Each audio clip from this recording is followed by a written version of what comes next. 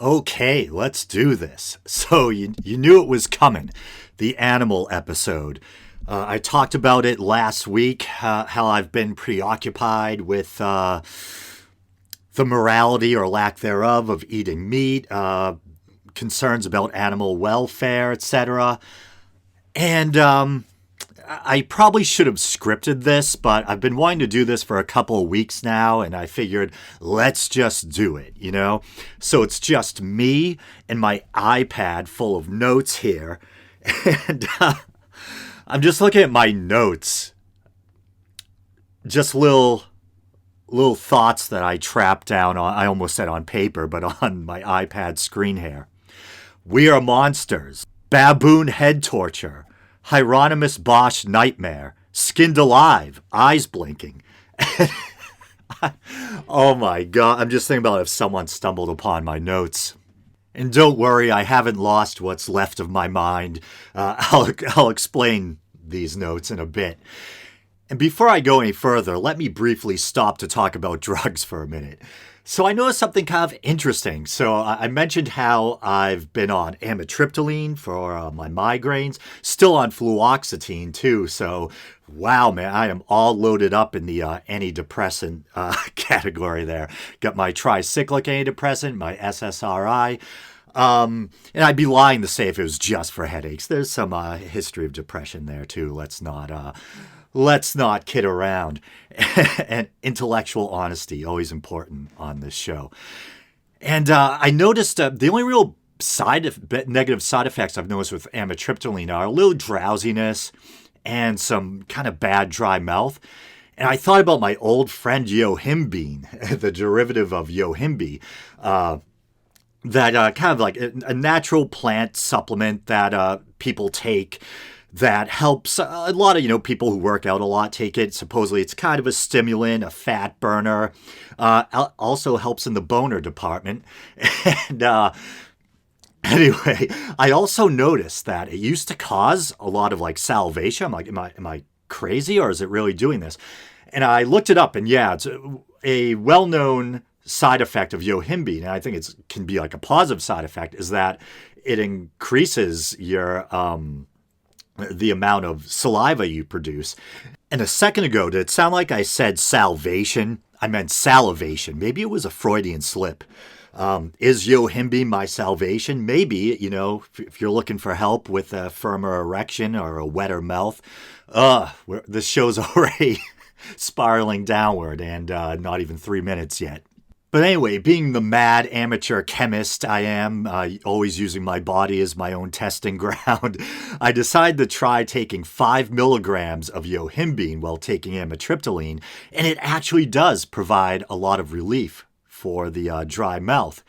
But yohimbine can also, make you feel hot and cold at the same time, give you these weird shivers, so probably not for everyone. So anyway, as I was discussing in the last episode, I think I almost said as I was disgusting. Where are all these weird Freudian slips coming from? Anyway, as I was discussing in the last episode, animal welfare is something I've been concerned with for a long time, and I've been kind of, a meat eater with a guilty conscience for a long time. And I did that episode way back, early on into the podcast, called God Bless the Animals. Once again, no, wasn't a believer then, was still an agnostic atheist or whatever. It was probably meant to be something of an ironic title. And I also, in that episode, I did actually point out some of the good places in the Bible where I think it actually promotes respect and care for other life forms or animals. And actually, one of my favorite as critical as I am of religion, as, kind of brutally critical as I can sometimes be of Christianity and the Judeo-Christian tradition, there are things I like about the Bible. There are some stories I find inspirational. One of my favorite biblical stories is the story of Balaam and the donkey. I think it's Balaam, isn't it? There's this story about this guy who's this isn't a euphemism. This is going to sound dirty. I was going to say a guy who's beating his donkey. Got caught beating his donkey. Who hasn't? But anyway, so this guy, Balaam, he's once again, not a euphemism. He's literally beating his donkey, his beast of burden, this pack animal, with a rod or a stick or something. And unbeknownst to him, there's an angel of the Lord kind of off to the side who's at the moment is invisible. And so the angel sees all this going down. And the donkey is imbued with the power of speech. And I actually slid in a little, without explanation, a little image of this in the last episode of the donkey kind of looking up at, turning backward and looking up at Balaam, who's on the donkey's back, striking him. And the donkey says, why I've been, a loyal animal, a loyal donkey, I guess, I've been loyal and all this. Why'd you beat me? I don't deserve this. And Balaam continues to strike the poor animal. And the angel of the Lord makes himself visible and appears to Balaam and basically dresses him down for, striking this poor animal who didn't deserve to be beaten or whatever, And that's actually one of my favorite biblical stories. And then also, I can't remember if this is in the canonical Bible or if it's a kind of apocryphal or outside text. But there's a version of the flood story where eating meat is considered a kind of compromise or concession, but, after the flood. But it's made clear that this isn't the ideal thing. Eating meat is inherently kind of bad, and this is just, God is offering this kind of compromise or concession.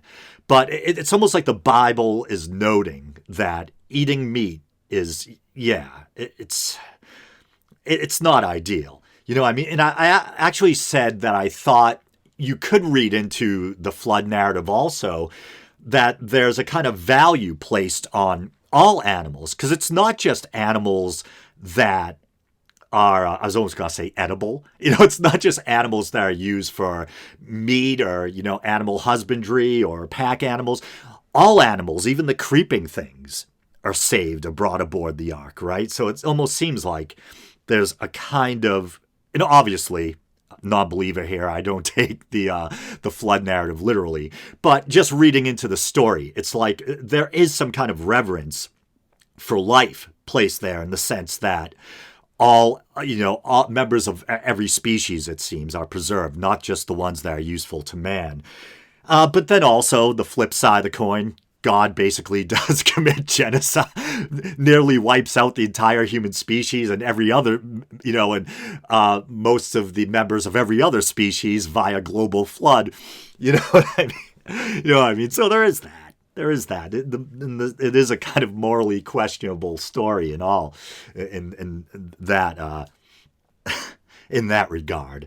And I said global flood, but that's probably kind of incorrect because the people who wrote or created the story probably didn't embrace a globe Earth model. Well, we all know the flood narrative in the Bible is supposedly inspired by older Mesopotamian traditions, like the flood narrative we find in the Epic of Gilgamesh, the Atrahasis, that kind of stuff. But I think the ancient Jews, didn't they have a model or concept of Earth being kind of, relatively flat with a domed firmament? And that kind of, and so I think there are some religious flat earthers that, part of the reason they probably embrace the idea of a flat Earth is because it's in keeping with this old anachronistic model, this religious model of the Earth. So anyway, that old episode, God Bless the Animals, I think that was partially a response to a couple of things I had seen. Around that time, I had seen undercover footage from a slaughterhouse of workers really, mistreating pigs. And that kind of made me rethink, my dietary choices. And also around that time, I think I had stumbled upon a PETA documentary on HBO. And I saw something in that documentary that still haunts me. And wow. And I had seen something similar recently in a couple of documentaries I watched. And so we're about 10 minutes in now, and I probably should have given this warning at the very beginning of the episode. But I'm going to get really graphic. I'm going to talk about some disturbing stuff here. And I haven't decided if I'm going to show any graphic imagery in the YouTube version of this. I don't know. So if you're someone who gets kind of queasy easily, or someone who's easily disturbed by stories of animal abuse, you may want to bail out now, just letting you know. But anyway, what I saw specifically in that old PETA documentary that really bothered me was graphic footage from a fur farm. And I forget what exact kind of animal it was. I don't know if it was a mink or a fox, but they basically, I told you, man, bail if you're easily, bothered by, graphic stories of animal abuse. They showed this animal essentially being skinned alive. They showed, a person pulling the fur with the skin attached to it off of this live kind of wriggling animal. And then they showed a close-up of the thing's face. Basically, no skin, no fur, just this nightmare face of, red, pink muscle or whatever. And you could see the breath coming out of the animal's mouth. It's gasping. It's still alive. And they basically chuck its corpse onto a pile, or not, I shouldn't say corpse because it's not dead yet. They chuck its body onto a pile of other, skinned corpses or whatever. And that, as you can understand, that really got to me and stayed with me. And I recently watched 2 other documentaries that had similar footage in it. And so, what a dark thing to research, whatever. But I looked up online, the subject of animals being skinned alive. And there was actually people trying to say that, no, animals are never skinned alive. And some people tried to, suggest that it must be fake or something.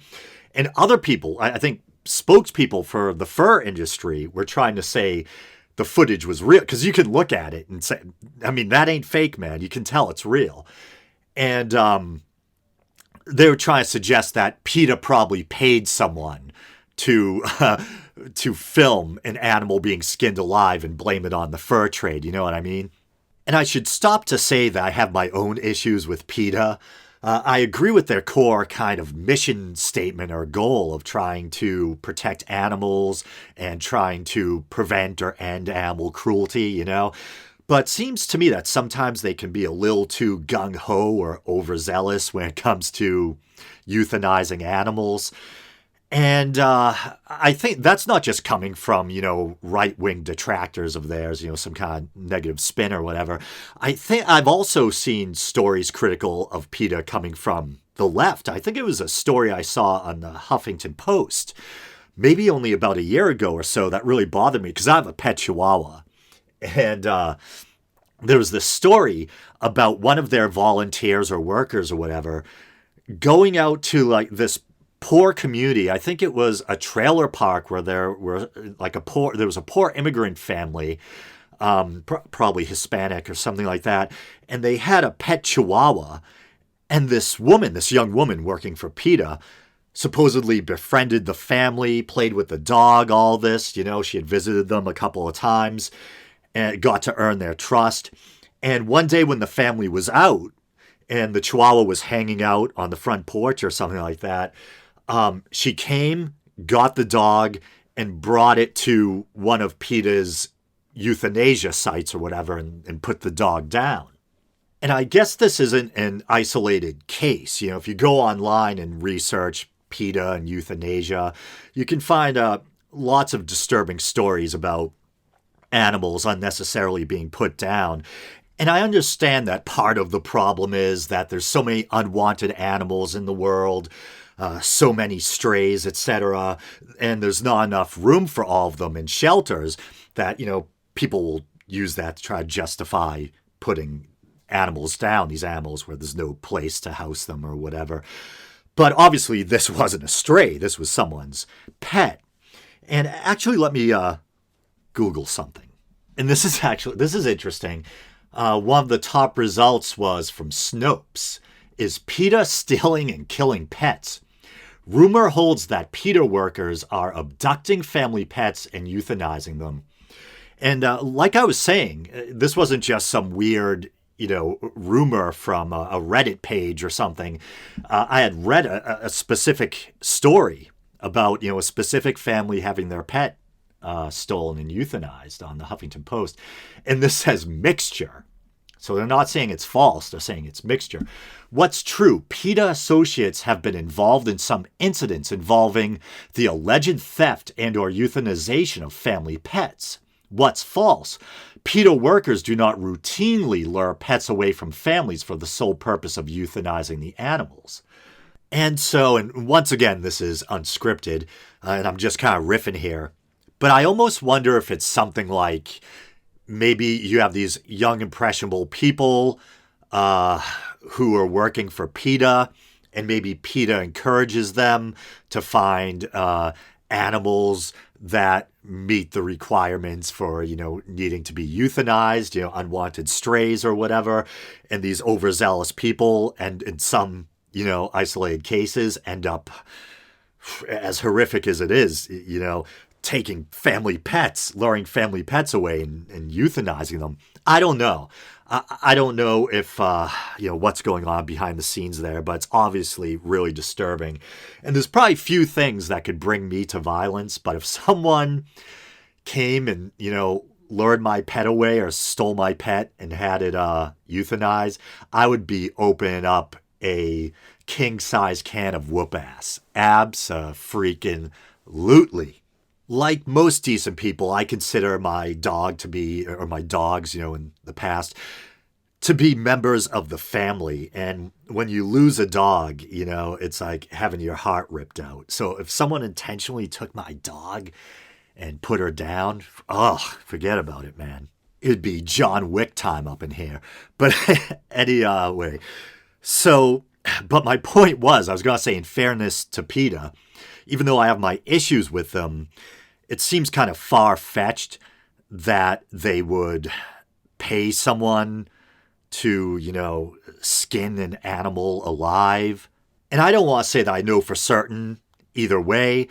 You never know. I mean, you can imagine a scenario where someone might be so ideologically twisted or whatever that for the cause, they're willing to do some, horrible things. But I don't know, man. Yeah, like paying someone to, videotape a animal being skinned alive so they can say, oh, look at the horrors of the fur trade, I think most likely it's probably just negative spin coming from their detractors, because there's multiple videos out there of animals being skinned alive. And it looks like it's legitimately coming from, fur farms on the other side of the globe. I guess a lot of fur actually comes from China. And if you're to believe what they said in these documentaries I saw, sometimes the fur's even probably intentionally mislabeled. It's even possible that sometimes you're getting cat or dog fur, which, is nightmarish as it is to think about. And I actually remember seeing, I forget where it was, if it was in one of those documentaries or it was just a YouTube video I saw, but it looked like a little beagle. And there was a dog that was partially skinned and it escaped and it was found and rescued. And this was somewhere in Asia, might have been China. And yeah, it looked like a little beagle or something like that. And its back was just like the skin was flopping down. From what you could tell, it had been almost, I guess you could say surgically, for lack of a better word. But it'd been precisely cut with a knife or something. And there was like two flaps of skin just hanging off the dog. And the dog was found and luckily rescued. Just really horrible stuff. But I think the same footage was in both documentaries. I should just say, okay, so here's what happened. I discussed this a little in last week's episode. I had been hearing a lot about this documentary, The Game Changers. A lot of controversy surrounding it. You got vegans and carnivores or whatever, fighting and feuding over it online and everything. And so I thought, let me check it out for myself. And if you're a longtime listener, then you'll know I'm a Joe Rogan fan. I sometimes call him out on certain things. I don't always agree with him, but in general, I like Joe Rogan. I'm a longtime listener of his podcast. And he did a few different segments on the Game Changers, and even had a couple of episodes that were solely dedicated to the topic. There's this ex-vegan named Chris Kresser, who Joe Rogan has had on a few times, and he had him on, and they basically just dragged their asses all over the Game Changers, just Joe Rogan and Chris Kresser. Then they had James Wilkes, the Mish, yeah, I can talk. Duhas Mish. The mixed martial artist behind the Game Changers. They had him on to debate Chris Kresser, and that was a long episode. That was maybe like a 3 or 4 hour episode, and that was really interesting. And I actually saw that debate after having seen the Game Changers. And yes, I was rooting for James Wilkes. And I described it as interesting, but it was actually, that might be a euphemism for sometimes, very tedious and frustrating. It was a bit of like a circular pissing match at times. And even though it was this 4 hour debate, there was probably only, so much takeaway you could get from watching it. But I think James Wilkes, I was almost going to talk about it like it was a UFC fight, did get a few really good shots in. And I think the key moment where he really kind of landed a devastating blow, to continue with the fighting analogy to Chris Kresser, was on the topic of B12. Go away, notifications. I got this stupid game I downloaded, and Wish.com sending me all these notifications. Anyway, so if you weren't aware, B12 is this point of contention that vegans and pro-meat or whatever advocates battle over all the time. And so the pro-meat people, I guess as we'll call them, suggest that B12, which is a very vital nutrient, I believe, for neurological functioning and all that, they say that you need to eat meat to get B12. And even some vegans, often vegans, will just come right out and admit it, that B12 can be hard to get on a plant-based diet. So they think that people should take B12 supplements. And, it's as easy as that. If you're going plant-based, take B12 supplements. And supposedly even people who have omnivorous diets or meat-based diets can also be, just people in general tend to be vitamin B12 deficient.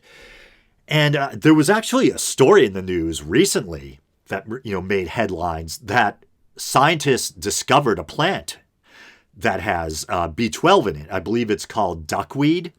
But it's a natural plant source of B12. And the point that James Wilkes was making is that meat eaters often stress the importance of B12 and how you need to get it from meat. And what James Wilkes claims in the Game Changers is that B12, ironically, is often, it needs to be given to animals as a supplement. So you think you're getting B12 naturally from, the animal meat you're eating, but often it's the case that they lack it, so they're being given it as a supplement. And it's pretty weird, but this was kind of like an interesting little tidbit of information that I learned. I was like, wow, that B12 isn't naturally occurring in animals, that both animals and humans used to get B12 from bacteria that you would find, in soil, on plants, in water and stuff like that. But now everything's so sanitized that animals have to be given B12. In some cases, I'm not saying this is always the case. And I think that was something that wasn't really clarified when Chris Kresser and James Wilkes went head-to-head on Rogan, whether or not, or how often animals need to be supplemented with B12. But anyway, Chris Kresser had tried to claim that there is no such thing as a B12 supplement for animals, or that animals were never, livestock was never given B12. And damn, it was like a big takedown moment on Joe Rogan's podcast on this episode, where, Wilkes came prepared. He had a whole slideshow and everything. And he had slides showing images of B12 supplements, all different products for different farm animals, including cows. B12 for ruminant animals, etc. And so Chris Kresser was forced to admit right there on Joe Rogan's show that I was wrong. And that was kind of a fun moment. I definitely experienced some schadenfreude there, because I don't know if it's just his natural demeanor or mannerisms, but Chris Kresser almost tries to come across like he's always right. He knows everything, you know what I mean? And bam, he had to admit, I was wrong. Animals are given B12 supplements. And in fairness to Kresser, maybe it was just cows specifically that he was wrong about. He may not have made the blanket claim that no animals are, never given B12. It may have been cows specifically, but nevertheless, he was wrong. And now that I think about it, I think Kresser may have claimed that cattle specifically never received B12 supplementation. And Wilkes blew him out of the water with his slideshow. And vitamin D is another point of contention, and my mind's always in the gutter, so I was just thinking, is vitamin D like a euphemism for something else, giving someone the D? But I digress, and my apologies for that. But yeah, it's another point of contention, and I think, and this is something I didn't know before, I think it's in Canada that the government actually requires that vitamin D be added to dairy, to milk, and I believe in the U.S., there's a long, long tradition of vitamin D being voluntarily added to dairy by dairy farmers or whatever. And I think that goes back to like the 1900s and the widespread occurrence of rickets. And I think that had something to do with child labor. There's a lot of children working and they weren't out in the sun. And so rickets actually became rather common. But anyway, why am I talking about this? Oh, yeah. So I was kind of giving you some insight into how my recent kind of preoccupation with animal welfare came to be. Even though, like I said, it's something that I've been concerned with for a long time, what got me into this state where I was kind of really preoccupied with it lately. And it was the Game Changers. So there was so much buzz around this documentary that I decided to watch it for myself. And I have to say that even though I am aware of some of the criticisms of the documentary, and some of those criticisms may have merit, nevertheless, just as a whole, I actually love the documentary. And I think I've watched it like 4 times now. It kind of gets me pumped, and I'll actually watch this documentary while I'm working out or riding my exercise bike. And yeah, it's kind of like an inspirational, feel-good documentary. And it's not just James Wilkes behind it. I think 2 of the co-producers are Jackie Chan and Arnold Schwarzenegger. And James Cameron, who I believe is vegan, actually is also behind the film. And just in keeping with the spirit of intellectual honesty, I'll lay out some of the criticisms that I think may be valid about the film.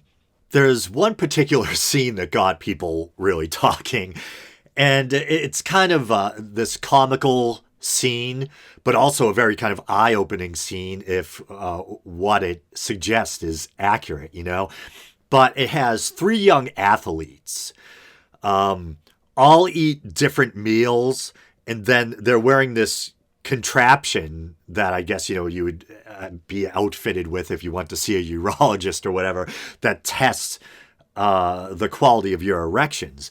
And so they eat like a plant-based meal, an animal-based meal, and I think one of them was happened to be a vegan, so he had a plant-based meal and both times around. And then the doctor analyzed the results, and the results seem to be suggesting that that a plant-based diet is significantly better for your sexual functioning, for your erectile health, etc. And the explanation behind that is that in general, a plant-based diet is supposedly better for your cardiovascular health, and that the cholesterol, the fat that you get from an animal-based diet, can, clog your arteries, and that affects circulation in general, including, blood flow to your penis. And that supposedly, and there's another segment of the documentary where they tackle this, that a high cholesterol diet doesn't just catch up with you in the long run, but that you can see the impact almost immediately after eating a high cholesterol or fatty meal. And for athletes, this is supposedly what they're suggesting, is that what you choose to eat on a given day, shortly after, that can impact your athletic performance via the impact it has on your endothelial functioning. The endothelium is I believe it's that lining inside the arteries, and it's the plaques that build up in there, etc., and the fats that clog it, etc., that can impact your cardiovascular health, and even in the short term, almost right away, it can impact your athletic performance. Supposedly, that's what the movie suggests. And some people were critical in particular of the boner segment specifically. And some of the critics were actual doctors themselves who were saying, trying to emphasize the point that this wasn't a legitimate medical test or whatever. But in fairness to the film, and I believe the guy, I forget what his exact position is, but the guy who administers this test in the movie actually is a respected doctor. And this guy stresses in the film, or just states bluntly, that, hey, this isn't a valid or official scientific study, but nevertheless, the results do seem to suggest that eating a high cholesterol or animal-based fatty meal can affect your erectile health, not just in the long run, but also, almost immediately. So I guess, it was kind of a fun, unofficial study, but nevertheless, one that the doctor felt made an important point regarding cholesterol or animal-based foods and the impact on cardiovascular health, etc. Then an interesting criticism that Joe Rogan had, and I had never, thought about this, and I almost felt stupid for not catching on myself, is that there's certain moments in the documentary that appear to be reenactments, and yet they never state explicitly that it is a reenactment. And so Rogan thought that was kind of deceptive. And I actually do agree that, in the spirit of intellectual honesty, that should be clearly stated when something's a reenactment. But in fairness to James Wilkes, I was watching an interview with him recently, and I think he was saying that, even though this, I think the Game Changers came out in 2018, maybe 2018, 2019. But he said that the work on the documentary began as early as it might have been 2012 or something like that. That, as I was saying earlier, he is, or he might be retired or was, a mixed martial artist. And actually, there's footage in the film of him winning a fight, and Joe Rogan, who is an announcer for the UFC, is actually, I believe he's there when James Wilkes wins. I can't remember if we actually see him in that scene, but he's at least announcing James Wilkes, his win. I think we do see Rogan on screen when Nate Diaz wins over Conor McGregor. And even if you don't follow the UFC, most of us are probably aware of Conor McGregor. He's this kind of larger-than-life, kind of in-your-face UFC personality. And the way the documentary spins it is that Conor McGregor, pigged out on meat before the fight. And he does admit this, that and McGregor actually does seem to cite this as one of the reasons he lost, that he was primarily eating steaks before the fight. And Nate Diaz was supposedly eating a plant-based diet. And I guess one of the criticisms people had is that technically Nate Diaz isn't a vegan or a vegetarian. I think he may technically eat things like eggs and some fish and things like that, but he is primarily plant-based. So some people took issue with the fact that maybe it seemed to be painting a picture that Nate Diaz was vegan or something like that when he technically wasn't. But regarding the quote-unquote reenactments, and I'll put reenactments in quotes because I don't know with 100% certainty whether they were or not reenactments. But in fairness to Wilkes, once again, since supposedly work on the film, on the documentary, started so long ago, it is possible that some of these moments that Rogan is considering reenactments were actually genuinely caught on film at the time. I think there's a couple of moments Rogan points to. One is when we see James Wilkes kind of sitting on the couch with, his injured knees or whatever, and he's researching for ways to get better. And that's how he first, kind of awoke to this whole plant-based thing. And so I think Rogan was suggesting that that was probably a reenactment, that a camera didn't just happen to be around when he was originally, nursing his injuries or whatever. And then another point is they showed James Wilkes using the so-called battle ropes. And supposedly, it just happened that they caught on film the moment when he was fueled by a plant-based diet and went like almost an hour beyond his record or something like that for the battle ropes, And I don't know. Maybe it was caught on film. Maybe it's a reenactment. I have no idea. And the last thing that drew a lot of criticism, or maybe I should say the first thing, because it's discussed early on in the documentary, one of the first things that's brought up, is this claim that the Roman gladiators, and I discussed this in last week's episode, that the Roman gladiators were supposedly predominantly plant-based. And this is a point of, an academic point of contention. And this is probably an unnecessary neurotic self-correction, but I should probably stress that it was their diet that was supposedly predominantly plant-based, not the gladiators themselves. I'm just picturing like Swamp Thing wearing a gladiator helmet. But I think that the claim, partially at least, hinges on this one Latin word. I think it's hodiari or something like that, a term which means barley eaters or something like that.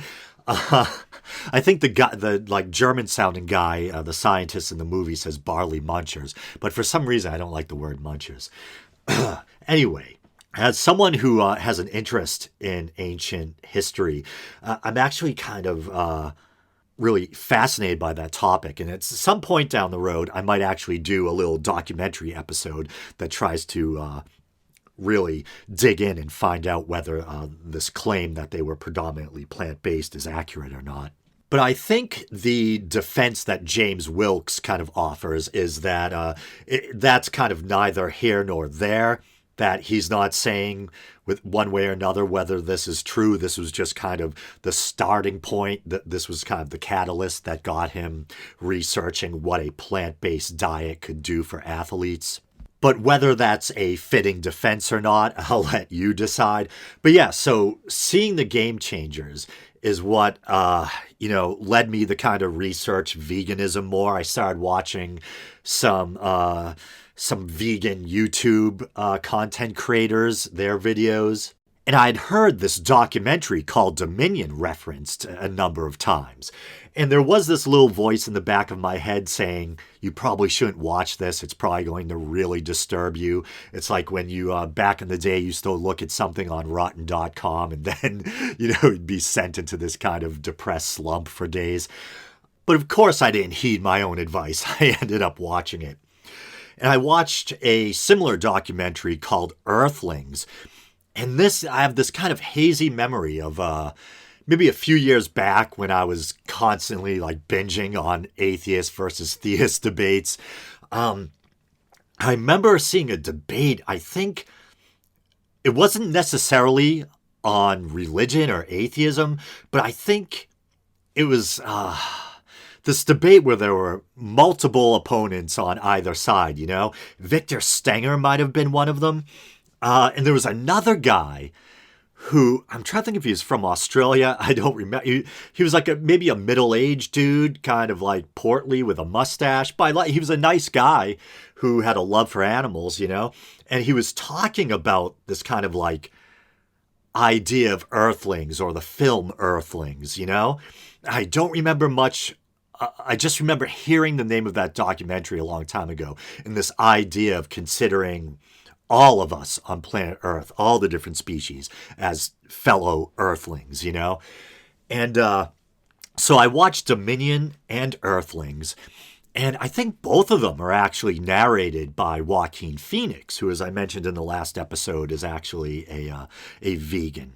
And actually, just so I don't have to correct it later, I think, to be specific or precise, I think Joaquin Phoenix is only one of the narrators of Dominion. I think there's different celebrity narrators throughout it. I think he does have a few segments, though. But Dominion and Earthlings are really meant to kind of wake people up to the horrors of factory farming, etc. So, like, these movies are not for the faint of heart. They are brutal to watch, and they are super graphic. And I actually started a playlist on the Weekend Out YouTube channel that I called Vegan Documentaries. And you can actually find them there if you're feeling brave. And speaking of animals, I just let my dog in the room. So if you hear any weird little snortles or chorts, are either of those words, snortle, chort? And yeah, it seems like an apt description of the noises a chihuahua makes. But anyway, I might as well return to that demented list I've been keeping on my iPad. And I should mention that I watched both Dominion and Earthlings again a second time, just in preparation for doing this episode. And damn, I'm a glutton for punishment. Some things I was a little more inured to the second time around, but some things still really got me. And a couple of times I had to actually cover my eyes still. So let me reference the notes I made on Dominion. I start out by, I simply jotted down, "We are the monsters." And I remember when I first watched it, it really seemed like, because I'm kind of a horror movie buff. Horror movies are one of my favorite movie genres. But it's funny, there's two things in horror movies that bother me. I can watch the most grisly stuff in a horror movie. And even though, obviously, I know it's fake, these things still get me.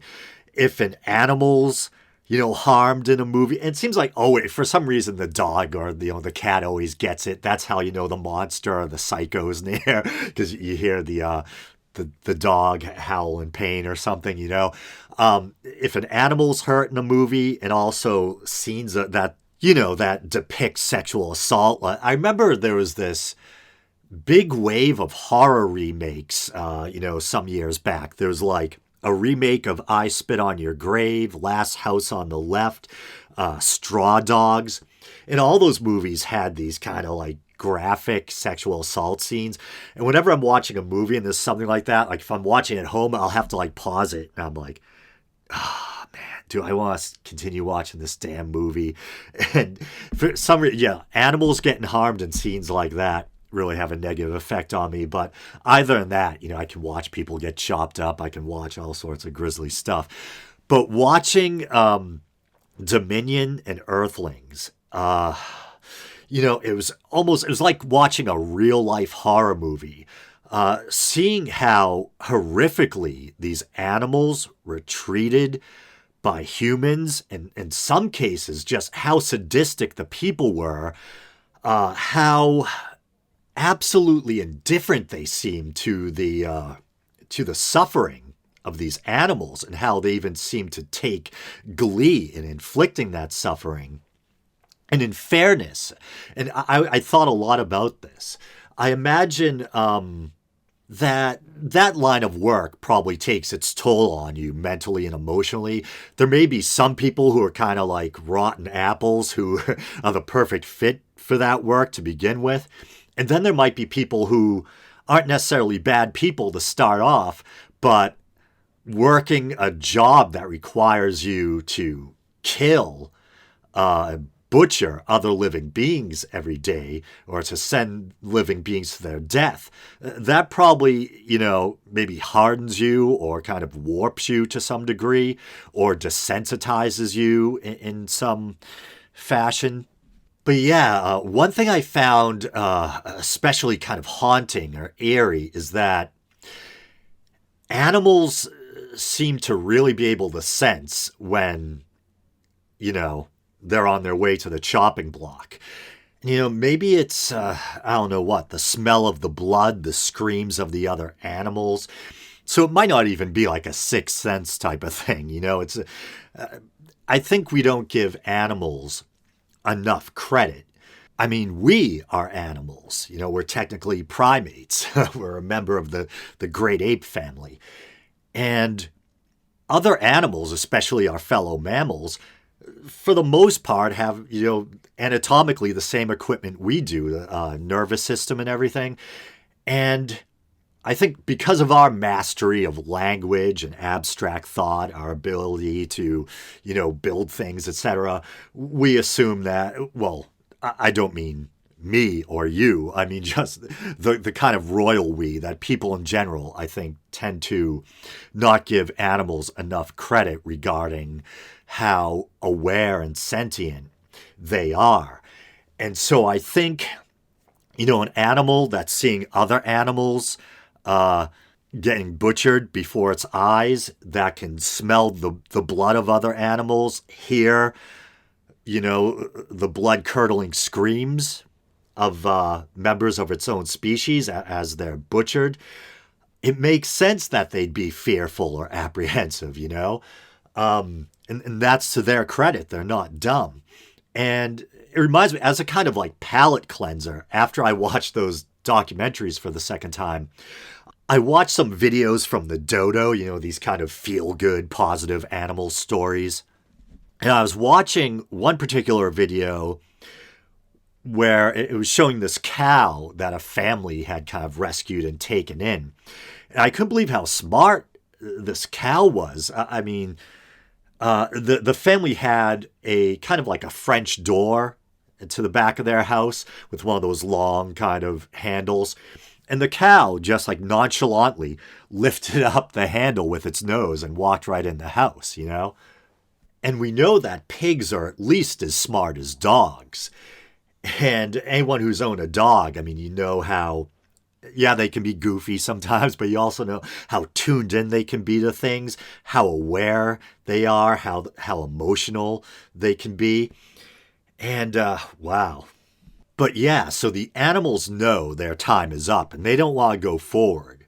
And, this usually takes place inside some dark, grungy, slaughterhouse or whatever. And there'll be some kind of like cement pathway that the animal has to go down so it can be quote unquote processed. And these animals, understandably, don't want to go forward. And so the workers have to beat the animals and yell and frighten them even further to get them to go. So they'll take like these big paddles, and whether it's a pig or a cow, they'll just beat the animal, yell at it, swear at it, and drive this reluctant animal forward towards its death. And the process usually requires, with most animals, that they be stunned first before they're dispatched, butchered, slaughtered, whatever. And for larger animals, like pigs and cows, they use what they call a captive bolt gun. And as I understand it, the bolt method of execution was invented with the intention of being, more humane and giving the animal a quick death. But both with the electric stunning and the captive bolt gun, it doesn't always take the first time. And so you end up with this poor, frightened animal being repeatedly shocked with with an electric prod or whatever, or repeatedly shot in the head because the person can't find the precise area or whatever. And especially with pigs, the screams are so haunting and agonized that you'll see that the workers, they wear these kind of these noise canceling headphones or whatever they are to block out the screams of the animals that they're basically torturing and killing. So you'll see often like a young guy, some young worker or whatever, just nonchalantly kind of standing there with the headphones on, maybe looking at the animal, maybe not, and just going to town with this electric prod. Or, someone, like I said, using a captive bolt gun and having to shoot the animal in the head more than once while it's screaming or whatever. And I noticed there's another kind of stunner they use that it's kind of forked, like this two-pronged thing. And an animal will be on like a conveyor belt, like maybe a calf or a sheep or something like that. And they're just pressing down repeatedly, shocking this animal, trying to get it to, be sufficiently stunned, I guess. And with all the animals in general, there seem to be a lot of cases where they're not sufficiently stunned. In the case of chickens and turkeys, they're usually in factory farms, they're hung up by their feet. So they're dangling upside down, and the workers have it so down pat. That's really this quick process. They quickly clamp the bird's feet in so it's hanging upside down with, other birds side by side, and they're moving down this mechanized line. And they're supposed to be dunked in what's called a stun bath. So this kind of electrified water that's supposed to stun them so they're not fully conscious when their throats are cut. But if a bird just lifts its head up, it'll miss the stun bath and it will be fully awake as this mechanized blade cuts its throat. So it's just absolutely crazy. And I think with pigs, either after they've supposed to be stunned or killed, they're dunked into scalding water to get rid of all the hair off of them. And sometimes pigs end up conscious at that point, still conscious.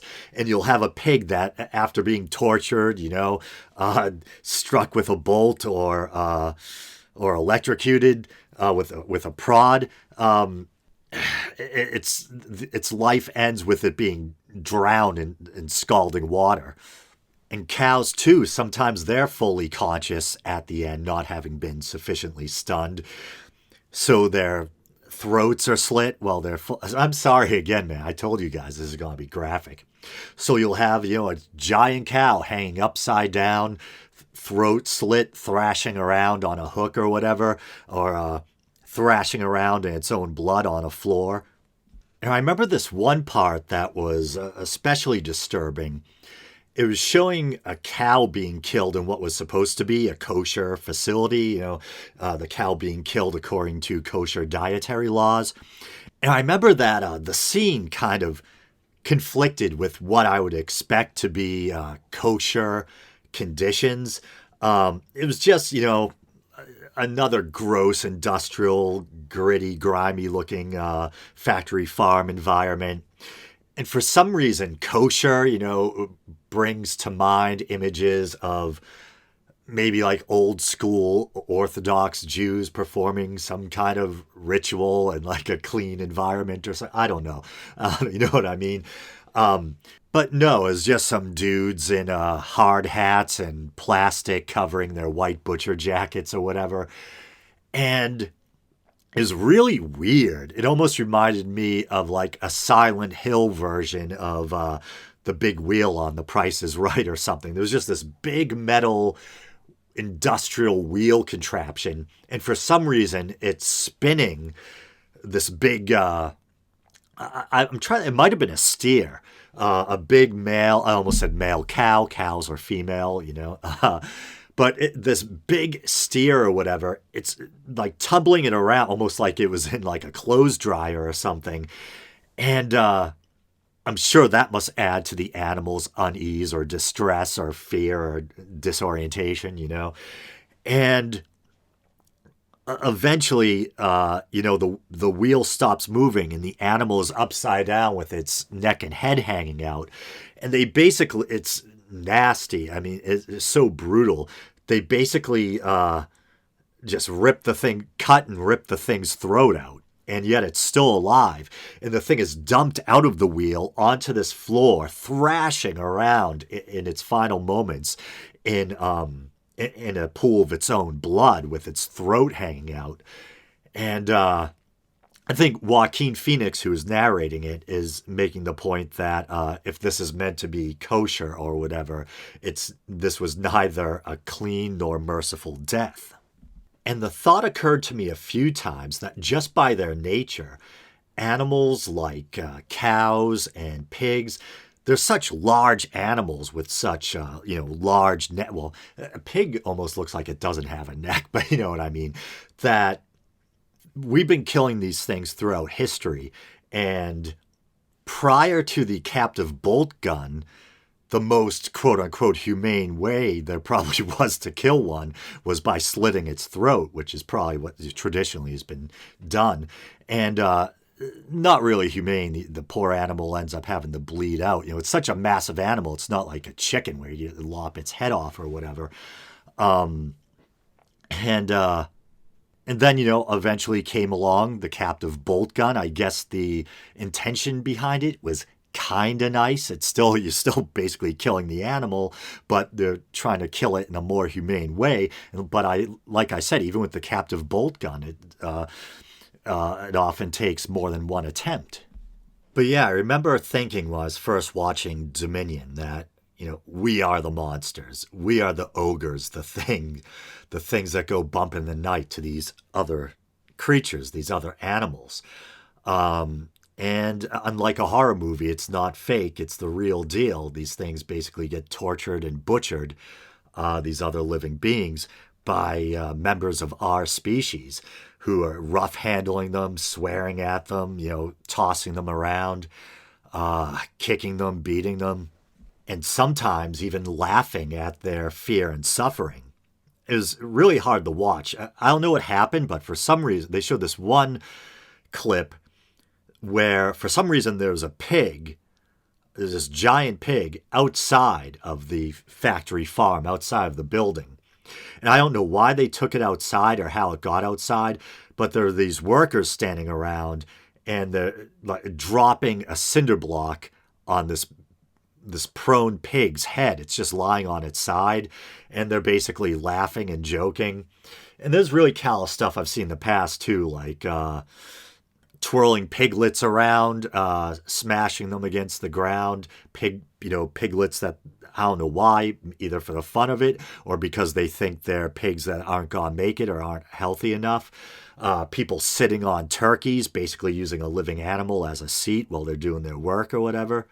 And the conditions pigs are kept in on these factory farms or whatever is really just disgraceful. Pigs are often kept in these things called gestation crates. A pregnant sow with no room to turn around. If it's lucky, maybe it can take one or two steps forward or backwards. And when they give birth, they end up with sometimes piglets get crushed underneath their trapped mother. They're showing piglets just lying on a concrete floor, flies all over them. Just really awful stuff. And there's what they call waste pits underneath the pigs. Sometimes pigs fall into the waste pits and drown, basically in liquid feces or whatever. Awful. And as many people have pointed out, including Christopher Hitchens in God Is Not Great, there's a section of the book called "Why Heaven Hates Ham: A Brief Digression on the Pig" or something like that. Something like that. I'm paraphrasing. And Hitchens points out, as many others have, that if given the proper room to roam, etc., pigs are actually fairly clean animals, good parents. They won't go to the bathroom where they sleep. And so these pigs are kept in gestation crates or small areas, forced to go to the bathroom where they live, the danger of falling into these waste pits. And they, without anesthetic, they will, when piglets are born, sometimes they'll cut their teeth, dock their tails, their ears, because when they're kept in these close quarters, they get stressed out and will sometimes even resort to violence or cannibalism. And that's another thing, man. Even if you don't care about animals, just the unsanitary conditions alone should turn you off, you know what I mean? Pigs in these dark, grungy factory farms, often with sores and tumors on them, just really gross stuff. And I think, that's why they have these ag gag laws, They don't want anyone reporting on what goes inside here or escaping with revealing footage of what goes on inside there. Because they know if people saw the conditions the animals are kept in or, how brutally they're treated, that would turn a lot of people off, man. All right, I'm back. So I started recording this last night, which was Sunday, and I had to call it quits after a while because I had to wake up early this morning to go to the dentist and then directly from there to go to work. So, all right, where the heck was I? Oh yeah, I believe I was talking about so-called ag-gag laws and how if people saw how the sausage is made, literally in this case, that might have a kind of negative or deleterious effect on the meat industry. And that actually reminds me of a story my father told me the other day. And it's funny. I kind of promised myself, as I found myself being more preoccupied by these concerns about the animal welfare, that I wasn't going to proselytize or burden others with my crisis of conscience. I didn't want to be that annoying person who, when they first get in, really get into something, they start trying to push it on everybody else or whatever. Or the annoying person who tells everyone else they shouldn't be eating meat just because, they've kind of opened their eyes a bit to the meat industry. Although I do have to say that you can make a philosophical argument that if you really believe what's happening is unjust and that innocent beings are suffering needlessly, that you could argue that you have a moral duty to proselytize or whatever, But anyway, so I happened to be talking to my parents and the subject of health came up for some reason of, health and diet. And it's weird because I don't really open up much to my family, but it was one of those rare occasions where I actually had a conversation with family members. And it's kind of sad saying that because I work side by side with my brother every day and we don't really talk either. It's weird. I'm almost like a different person while I'm at work. I kind of shut down. I'm like an automaton. I just take orders, do what I have to do and wait for the day to be over, That's sad. That is. One of these days I have to get out of the family business. But anyway, so I ended up kind of opening up a little and talking about, the documentaries I had been watching and what I had learned about not just what animals are put through on factory farms, etc., but how there can also be dietary concerns regarding, eating too much meat or whatever. And my father already knows that because he probably doesn't want me talking about this on the air or whatever, but he's been battling high cholesterol and things like that for a long time. And his doctors have told him, that cholesterol comes from animal products, And he told me a story he had never told me before. He said that when he was a kid, he was offered this job, just cleaning up or something like that at a local butcher shop. And he saw something he wasn't meant to see. I guess there was a door open that shouldn't have been open or something. And he saw supposedly a calf hanging from the ceiling. and a guy with a sledgehammer. And he said the guy just lifted up the sledgehammer so he could really go full swing, and just whack the calf in the head. And he said, understandably, that really disturbed him and stuck with him for a long time. And I guess he still thinks about it from time to time. He mentioned it while we were talking.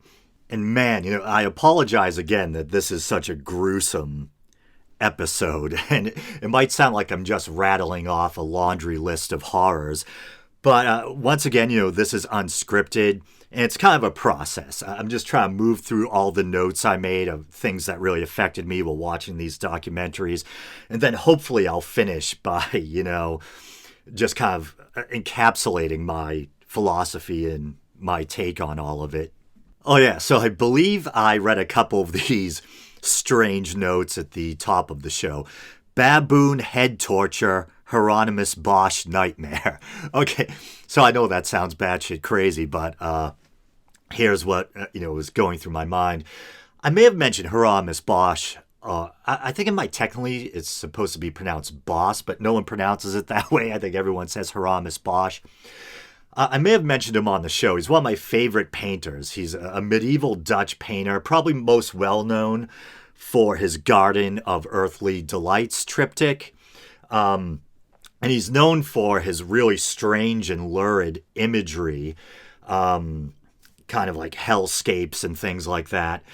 And when I was looking at some of the weird stuff that animals are put through, just like these weird, it almost reminded me of things that you'd see in medieval depictions of hell, like these weird, bizarre tortures, And I guess they were doing research on a baboon to try to see if they could learn something about what a person goes through during a car accident or something like that, or or when they sustain a massive head injury or something.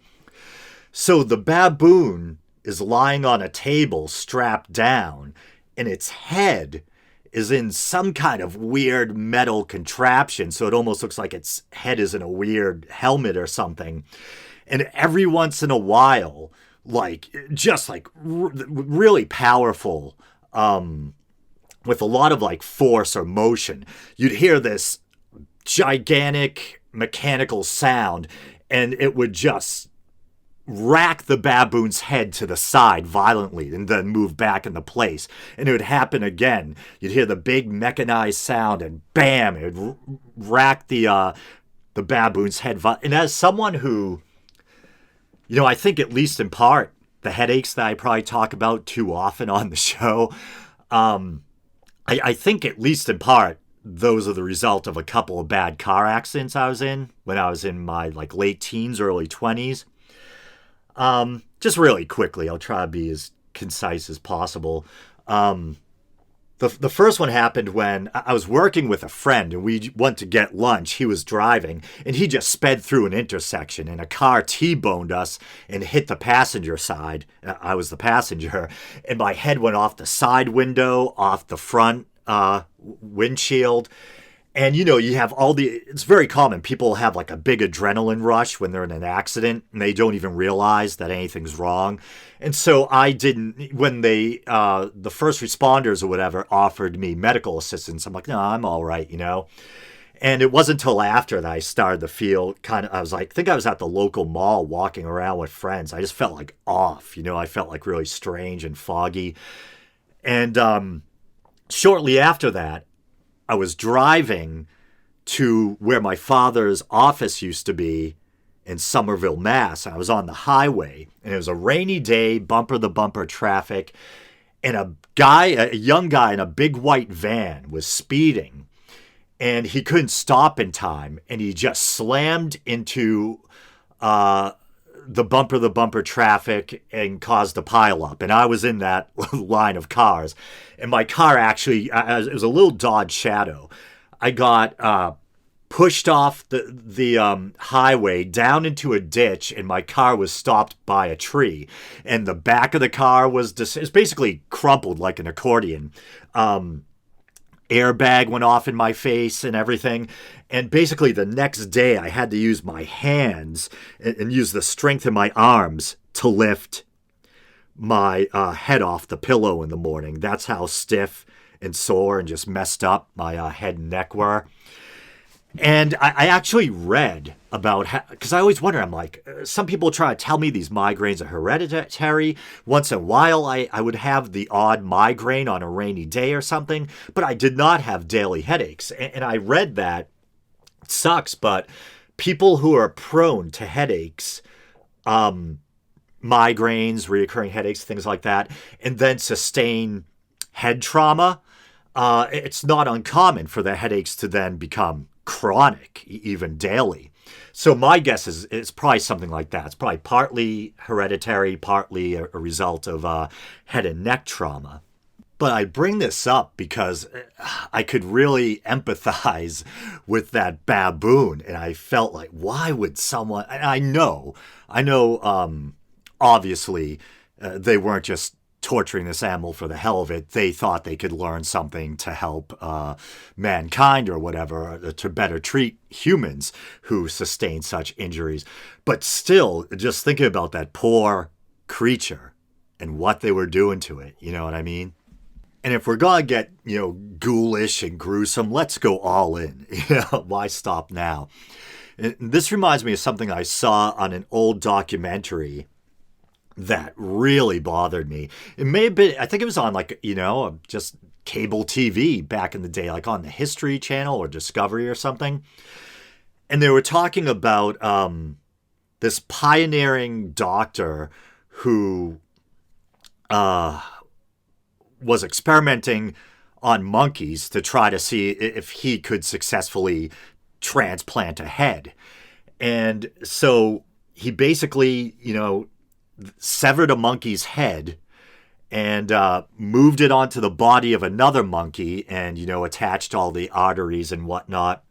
And they show footage of this poor little monkey. It looked like a spider monkey or something like that. Almost like a cute little monkey you'd see in like old Three Stooges, not cartoons, but old Three Stooges episodes, or maybe like Ross's monkey on Friends or something.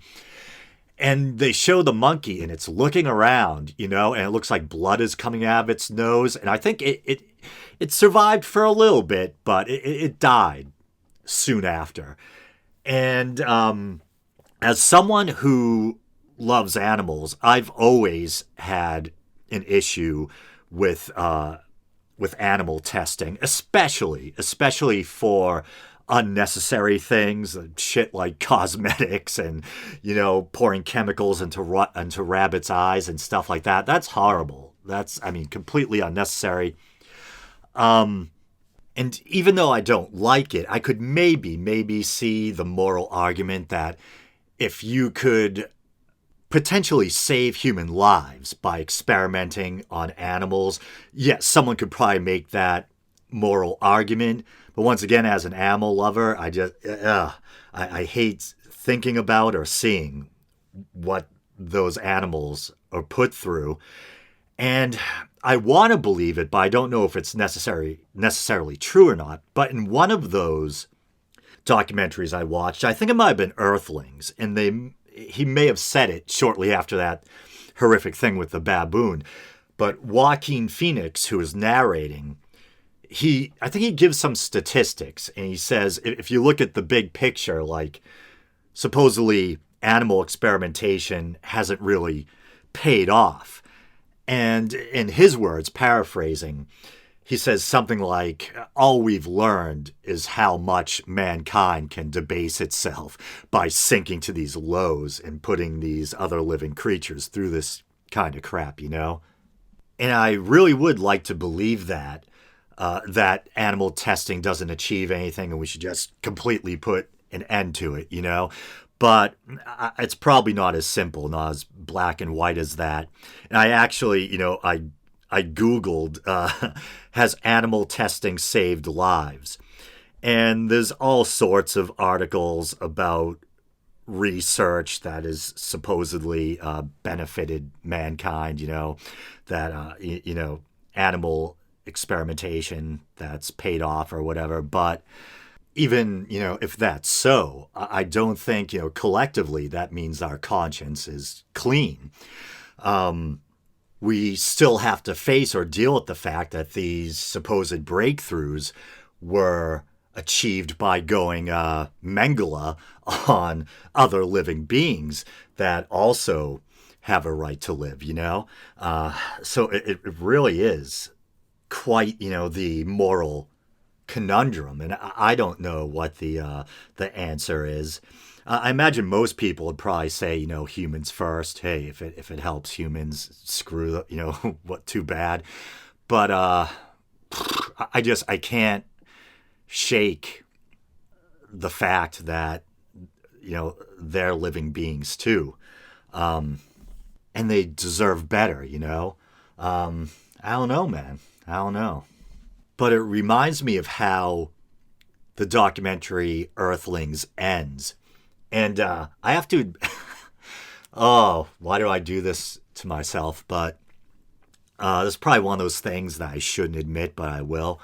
I don't cry very often. It's very rare. I think the last time I cried was probably over just about a decade ago when the dog I had before the one I have now passed away, And, but I remember watching the end of Earthlings. I wasn't like a blubbering mess, but I felt my eyes welling up.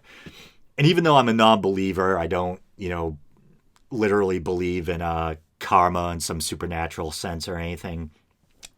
There was just something about what Joaquin Phoenix was saying juxtaposed with this imagery of all these different animals. And he says, if what comes around goes around, what do they get for their pain? What do they get, And I remember the thought occurred to me a couple of times for some reason that I thought about Planet of the Apes. And that might sound weird, but we essentially are living on the planet of the apes. The apes have taken over. The apes are us. You know what I mean? And I was thinking about how we're these weird, gangly primate things that have gotten too advanced for their own good in a way. And we're almost like, our closest animal cousin is the chimpanzee. And I think we're almost what you would expect if something like a chimpanzee became too advanced when you look at how brutal chimpanzees can be. And yet, like us, chimpanzees can be altruistic and compassionate. They can display group solidarity, but they can also be tribalistic and vicious. And it's that whole thing where Jane Goodall kind of at one point had to come to grips with the dark side of chimp behavior and the fact that chimps and these kind of roving bands would hunt down lone males from other troops and basically rip them apart, commit infanticide, hunt and eat alive monkeys and things like that. In a way, the chimps have taken over, man. I don't know. And of course I know we're not directly descended from chimps. Evolution is a branching tree, not a linear line. We share a common ancestor, but you get what I'm saying. But let me continue with my list of horrors. So skinned alive. Yeah, I already talked about that old PETA documentary that showed an animal being skinned alive and talked about how much that bothered me. And it looked like not the same footage from the PETA documentary, but Earthlings and Dominion seem to both contain the same footage of this animal being skinned alive. And I don't know if it was a fox or what it was, but and this is gonna be graphic once again, and they show like some worker in a Chinese fur farm. This is dark, man. This is really dark. But they basically, I don't know if I mentioned this before, but they basically anally electrocute these poor animals. Like they were showing foxes. They capture these wild foxes who've never known captivity. They've only known a life of freedom and having the ability to roam. And suddenly they're stuffed into a little cage where I think they call it cage madness or something, but they basically they literally go stir crazy. They just spin around in circles and pace and weave their heads. And they take one of the foxes and they march it past, the corpses of all these other skinned animals or whatever. And they skin the animal, and it is so disturbing and so, like, grotesquely surreal. But they show this poor creature, man. It looks like it could be a little dog, like my dog or something. The skin and the fur is completely removed. I guess you'd say, I think degloved is the term they use when a human is, why do I know that? When if a human has an accident and their scalp is peeled back, you know what I mean? The skin and fur completely removed, so it's just like this. It's just, you see the red, fleshy musculature, and yet there's these two black eyes, the creature's innocent eyes, doll-like eyes. And around the eyes, I don't know if it was eyelashes or bits of fur that stuck. There's still hair or fur around the eyes, and everything else is just meat. And the creature cranes its neck and looks backwards, like it's trying to figure out what the hell is going on. And I get so pissed when I see that, and I'm just like, what fucking kind of person does this to another living being? You know what I mean? And I really thought about it, and I'm like, I think there is no satisfactory answer. And it reminds me of, it's that old saying or the expression about the banality of evil. And I think the people who do these, commit these kind of atrocities, they're either just so ignorant or so desensitized that they don't even realize how horrific what they're doing is. You know what I mean? Just another day on the fur farm for them. You know what I mean? But I feel like no living creature should ever have to experience that.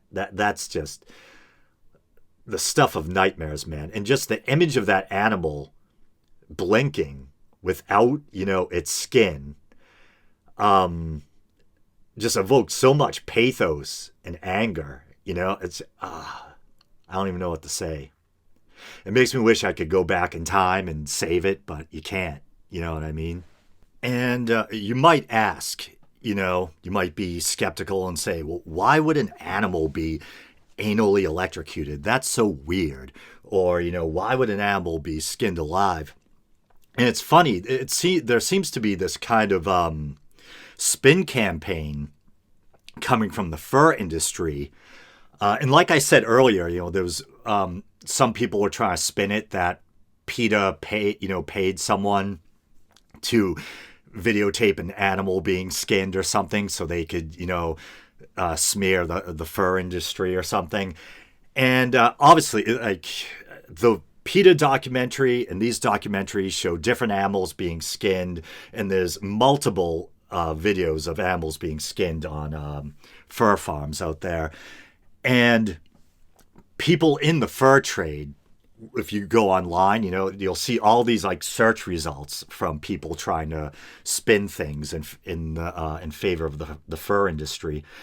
And I think there's sites like The Truth About Fur and all this stuff. And they try to say it makes no sense to skin an animal alive or try to skin an animal alive because you want to, make your job as easy as you can. And if an animal's squirming all over the place and fighting back, I mean, it doesn't make any sense. That's not efficient. It's not logical, But just like the other animals I mentioned, cows, pigs, whatever, poultry, the processes, they usually try to stun the animal first. So it's not like they're skinning, a fox that's clawing and biting and flipping out. that's why they anally electrocute them. They put the prod or whatever it is up the thing's backside, make the animal bite down on this, like put a metal bit or something in its mouth, electrocute it. It doesn't always take the first time, and then they assume, it's dazed enough, let's do it. And I guess there's also some belief in these Chinese fur farms that, I don't know if it's some like superstitious folk belief or something, but that it's better for the fur if the animal is still alive when it's removed or something like that. So yeah, it's not like the animal is flipping out and scratching and clawing. They stun it by electrocuting it, but I mean, how dazed or stunned is it? Can you ever be sufficiently dazed or stunned enough that's humane to then remove your skin from your body? You know what I mean? It's crazy. And it could be in some cases that the electrocution is meant to actually kill the animal, but if that's the intent, obviously, once again, it doesn't always take. And here's the part where it would probably be in my best interest to tread lightly, but of course I'm going to be stupid and enter this terrain anyway, this controversial terrain. And I mentioned the banality of evil, and that perhaps brings up thoughts of the Holocaust. I remember back in the day, early on in this podcast, when even then I would talk about kind of animal welfare or whatever, and I would talk about, I think, how even I was bothered a bit when PETA went, I appreciate what they were trying to do, but I thought maybe it was kind of tasteless when they would juxtapose Holocaust imagery with factory farm imagery. And for me, the Holocaust is one of the darkest chapters in human history, certainly the darkest chapter in recent human history. And it was such a nightmare, such an atrocity, that I totally get why people would be insulted by seeing, images of Holocaust survivors or whatever, or bodies juxtaposed with pigs, etc. And yet, strangely enough, I'm older now, obviously, time and all that, than I was when I first started the podcast. And you think maybe my views might have gotten more conservative in this department, but I'm actually more sympathetic to Holocaust comparisons now that I've seen more of what and I get the argument that as sentient and aware as animals can be, and we are animals, but we're so different that we're used to people breaking humans and animals into like talking about them in two different categories. But humans are animals. But other animals, despite how sentient and aware they can be, they're not as cognitively advanced as us. They don't have the mastery of language and abstract thought that we do. I think animals may be more self-aware than we give them credit for. But I think, we assume that they're not as self-aware as we are. So in this sense, people think it's insulting to compare the nightmare of the Holocaust to animals being slaughtered. But once again, I think you can make certain comparisons, or if you watch what goes on behind the curtain, the horrors that take place with factory farming, you almost can't help but to make these comparisons. And it's funny, in one of the documentaries, I think it was somewhere else. I think I was just watching a video on YouTube. I was listening to this talk given by a Holocaust survivor who's also an animal rights activist. And he said something, I'm paraphrasing. People ask me if what I went through with the Holocaust has something to do with my animal rights activism. And he says, no, it doesn't have something to do with it. It has everything to do with it. You know what I mean? And I forget the man's name, but I just did a Google search, and maybe this is him.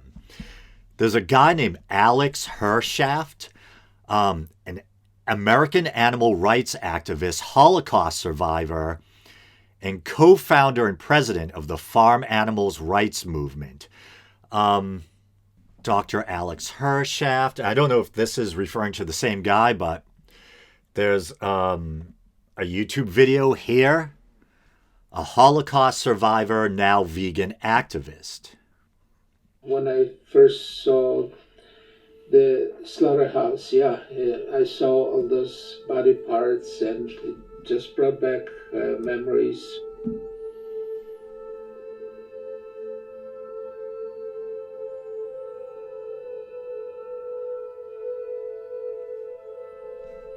"82-year-old Dr. Alex Hershaft survived the Holocaust." Based on your experiences, why did you then choose to become an animal advocate rather than a human rights advocate?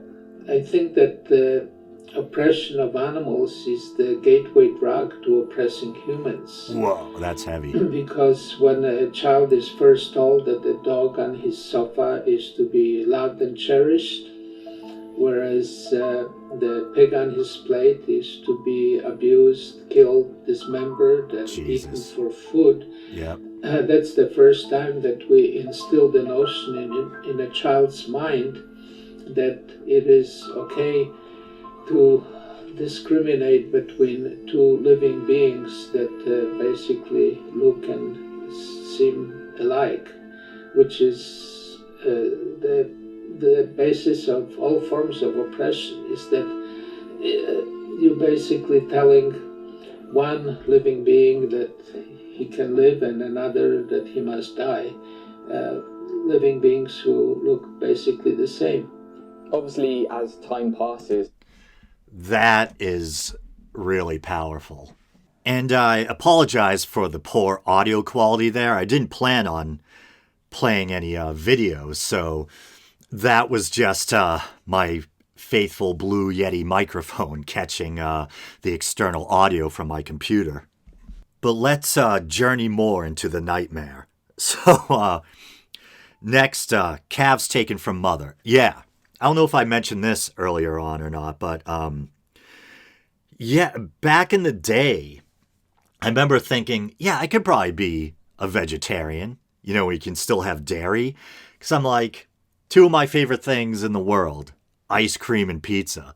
You're telling me I can give up meat, have a guilt-free conscience, and I can still eat ice cream and pizza? Like, sign me up, man. You know what I mean?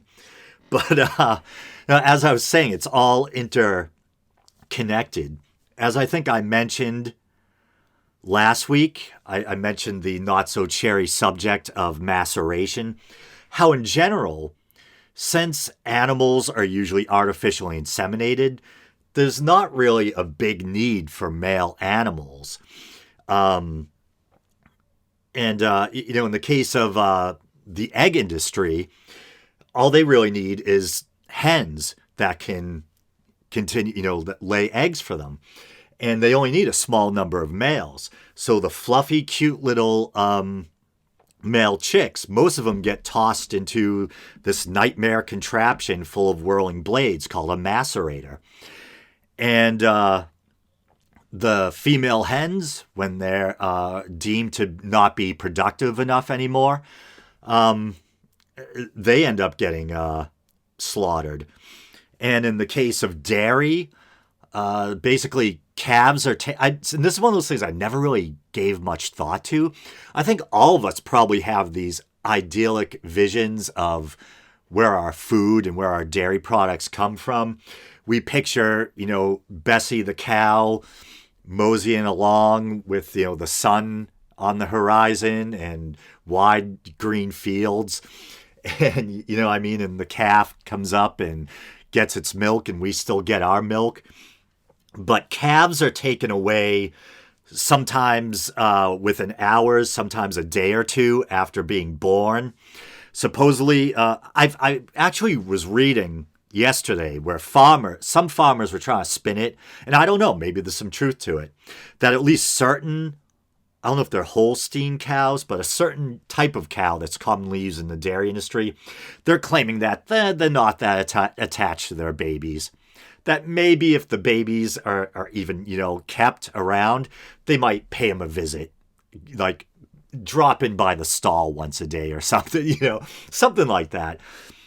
But I've heard that cows are, smart enough that they can identify the sound of their own calf.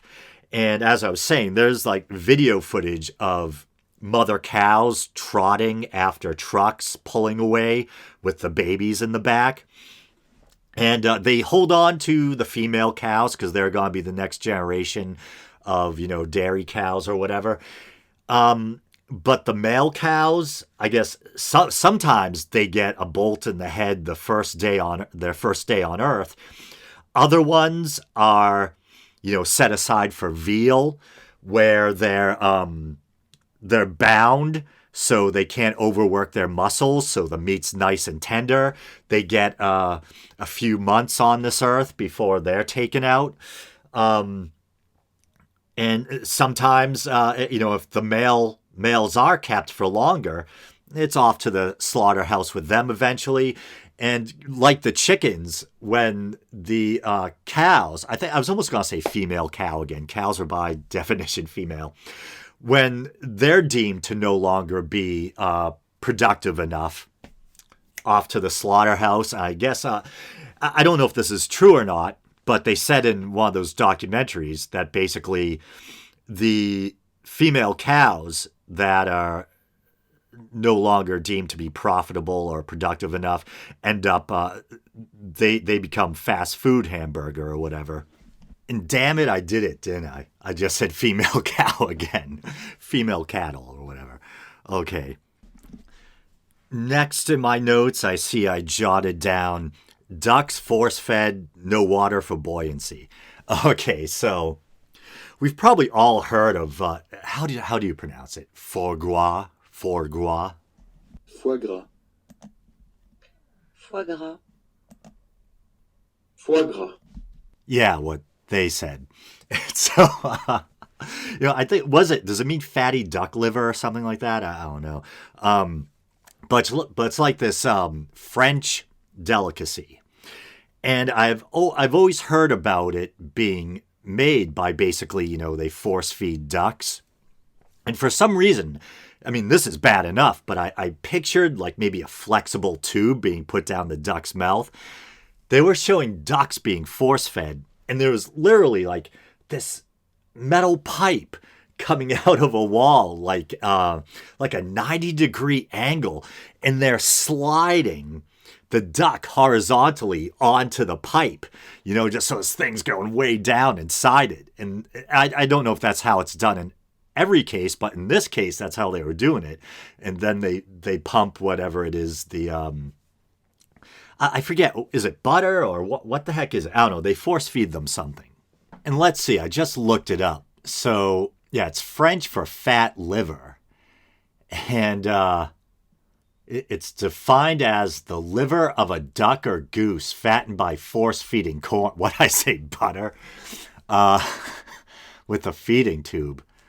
And it should go without saying that I'm not laughing at the ducks and their suffering. I'm laughing at the absurdity that is me.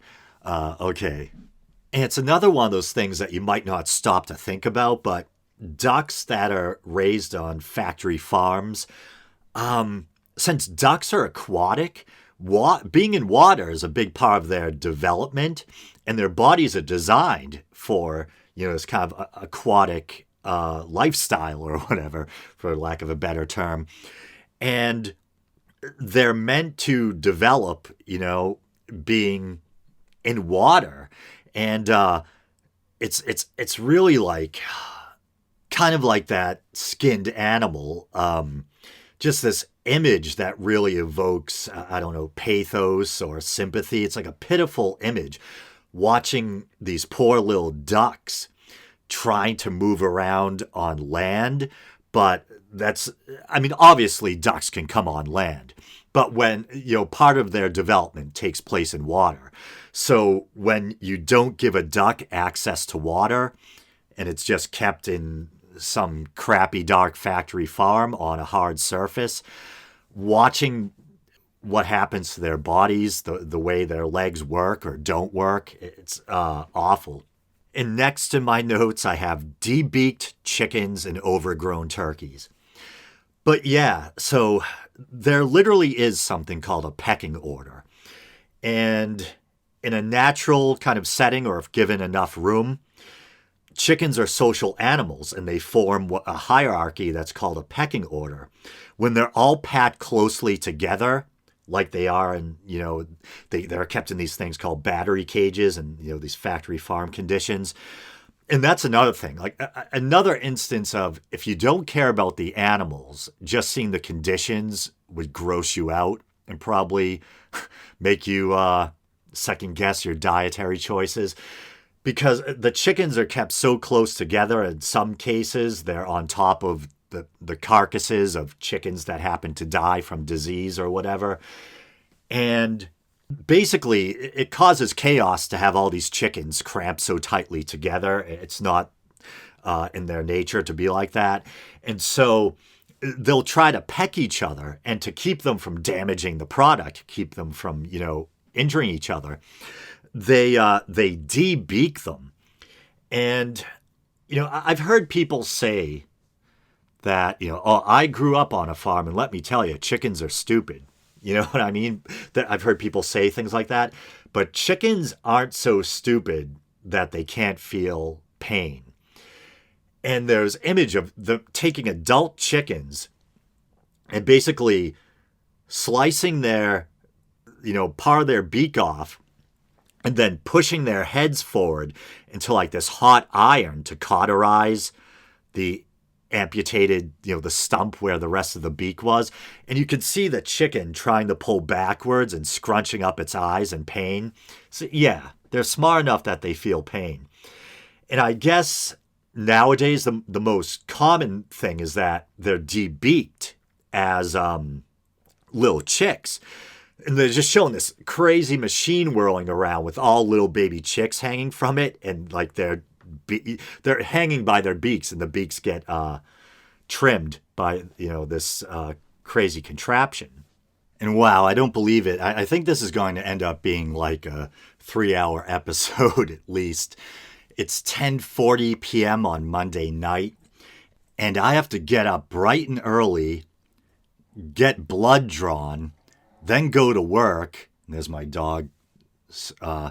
What'd I say? Snortle and Chort. Yesterday, chortling and snorting. Then I have to go to work, and then I have to have my yearly physical after. So I'm probably going to call it quits for the night, and I'll continue recording tomorrow. Until then. So hey, I'm back. I know it probably seems like I never left, but a couple of days have transpired. Let's see what happened. Well, for starters, someone hit my parked car while I was at work. It's actually the second time this has happened to me. I might have talked about it on the show before. And this is pretty kind of mundane stuff, so I'll try to just breeze right through it.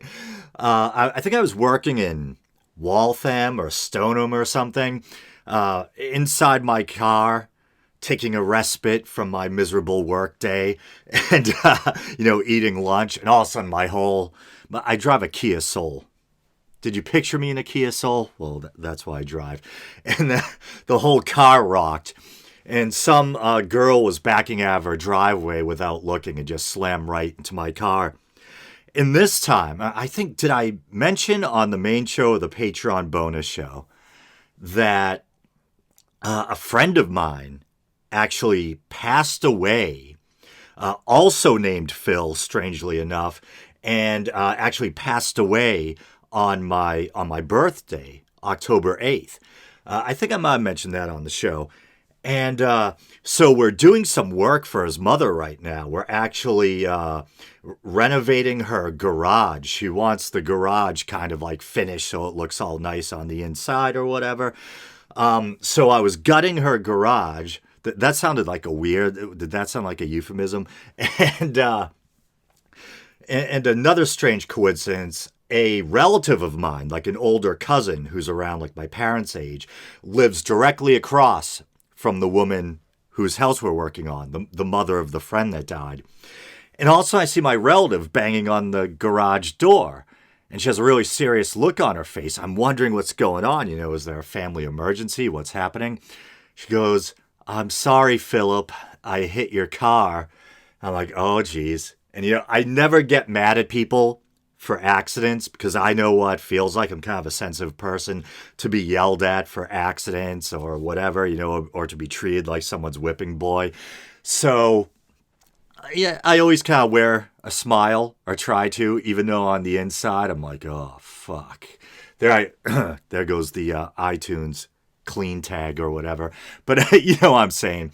So I'm like, oh, really? Oh, okay. Well, let's take a look. And at first I'm like, oh, it doesn't look too bad. As I'm approaching my own car, then all of a sudden I see the bumpers split like wide open. Her car, like is usually the case. The other person's car is usually fine. It's mine that's all messed up. But it's not a big deal, I'll get it taken care of through insurance. But it's just, who wants to hear that their vehicle just got hit, or that you're going to have to deal with an insurance company, or maybe be without a car for, anywhere up to a day to a week or whatever. So, like I said, mundane stuff. Not even sure why I shared that with you guys, but hey. So, shall we continue cataloging all the awful things that humans do to animals? I'm almost afraid I'm going to drive you guys away with all this stuff, but if you've made it this far, I imagine most likely you're not going anywhere. So, I think we left off with the force feeding of ducks. Now on to baby seals. And we all know about this, right?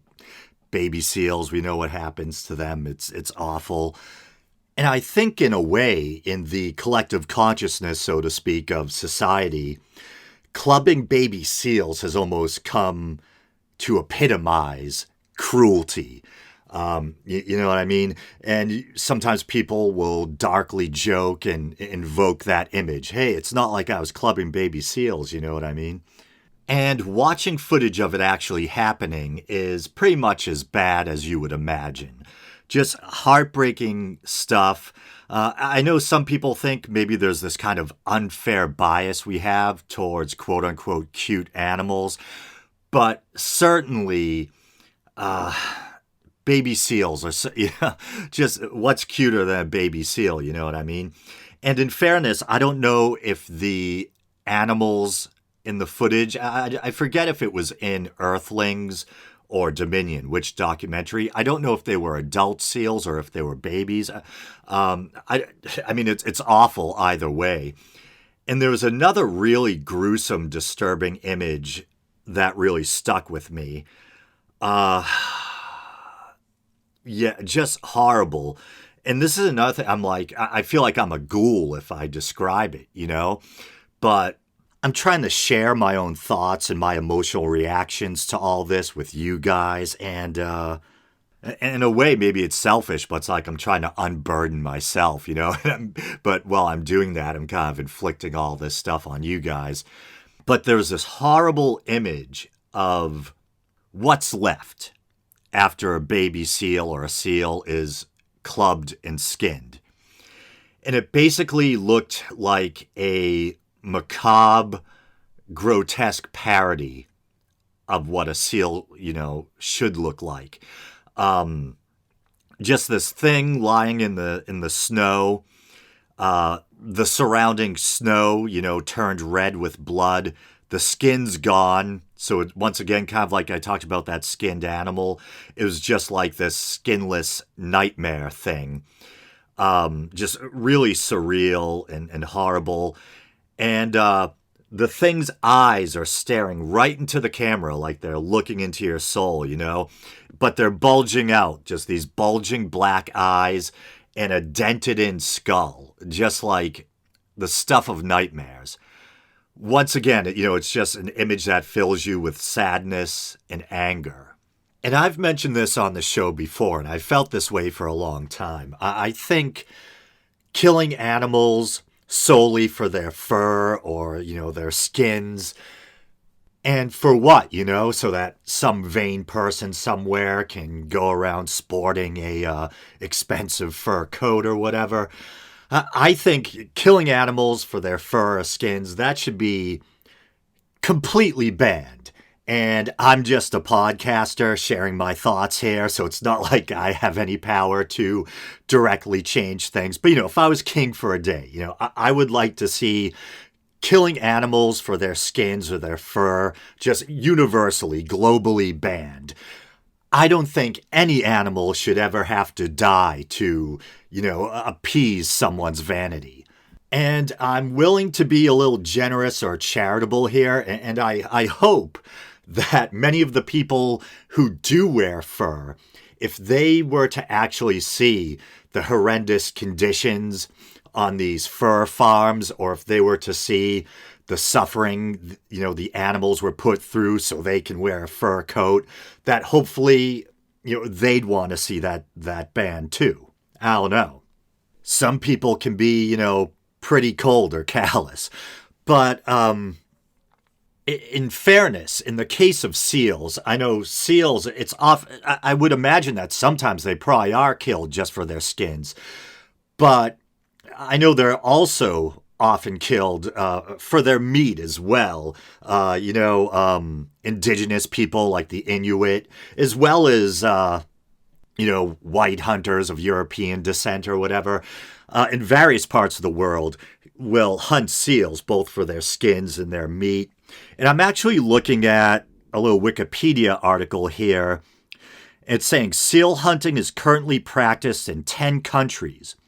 The United States above the Arctic Circle in Alaska, Canada, Namibia, Denmark, and self-governing Greenland only, Iceland, Norway, Russia, Finland, and Sweden. Most of the world's seal hunting takes place in Canada and Greenland. Oh yeah, and here's a part that caught my attention earlier. It relates to the the ages of the animals when it's legal or illegal to hunt or kill a seal. It says in Greenland, hunting is done with a firearm, rifle, or shotgun, and young are fully protected. And that sounds kind of good, young are fully protected, but there's a but. This has caused some conflicts with other seal hunting nations, as Greenland also was hit by the boycotts that often were aimed at seals, often young, killed by clubbing or similar methods, which have not been in use in Greenland.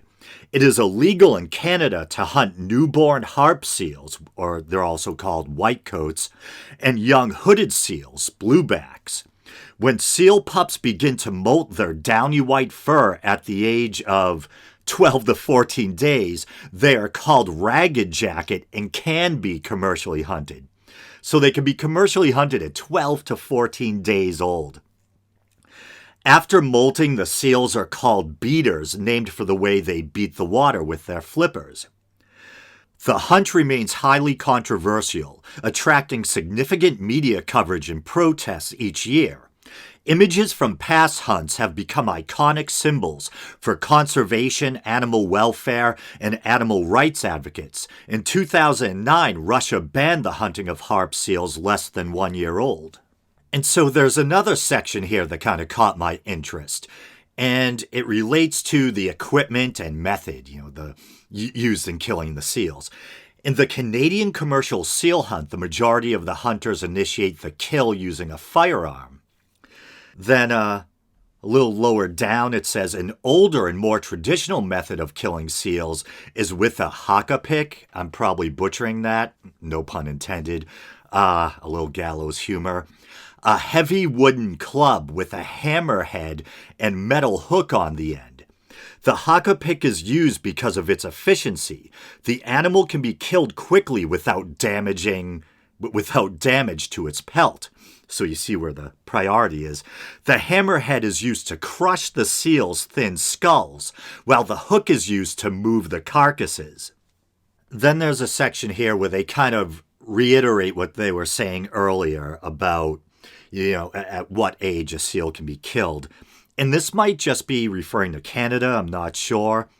but says the commercial hunting of infant harp seals, whitecoats, and infant hooded seals, bluebacks, was banned in 1987 under pressure from animal rights groups. Now seals may only be killed once they have started molting, from 12 to 15 days of age, as this coincides with the time when they are abandoned by their mothers. And so there's adding insult to injury, or kind of a double whammy. You're abandoned by your mother, and then someone's chasing you and smashing your head in with a hammer. And that seems like a really kind of strange logic to me. Oh, their mother abandons them at about 2 weeks into their life, so it must be all right to bash their heads in. Okay. And it just goes to show you how brutal and cold both nature and man can be. You know, their mothers abandon them at only 2 weeks into their lives. But then again, I mean, maybe, who knows, they've evolved so that, barring man and other predators, a seal can do all right, 2 weeks in on their own. I don't know. And, I mean, yeah, I'm a softie, I'm an animal lover, so the idea of killing a seal in general bothers me. But it's so kind of morbid and strange that they're killed that early into their lives.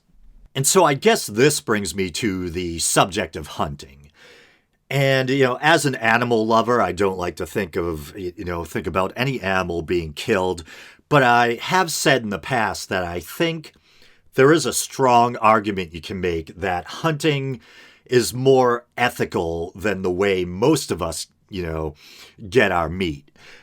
Most of us let someone else do the dirty work, and we just pick out the, the nicely packaged product at the supermarket, where we're probably kind of only half conscious that this actually came from, a living animal.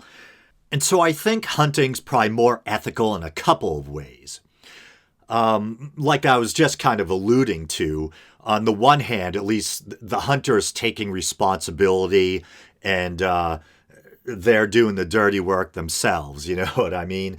And I think at least in the case of hunting, not for those little baby seals, but in a lot of cases, the animal hopefully at least had something of a good run. It got to experience a life of freedom in the wilderness, and it had some kind of decent quality of life before someone, put the brakes on it.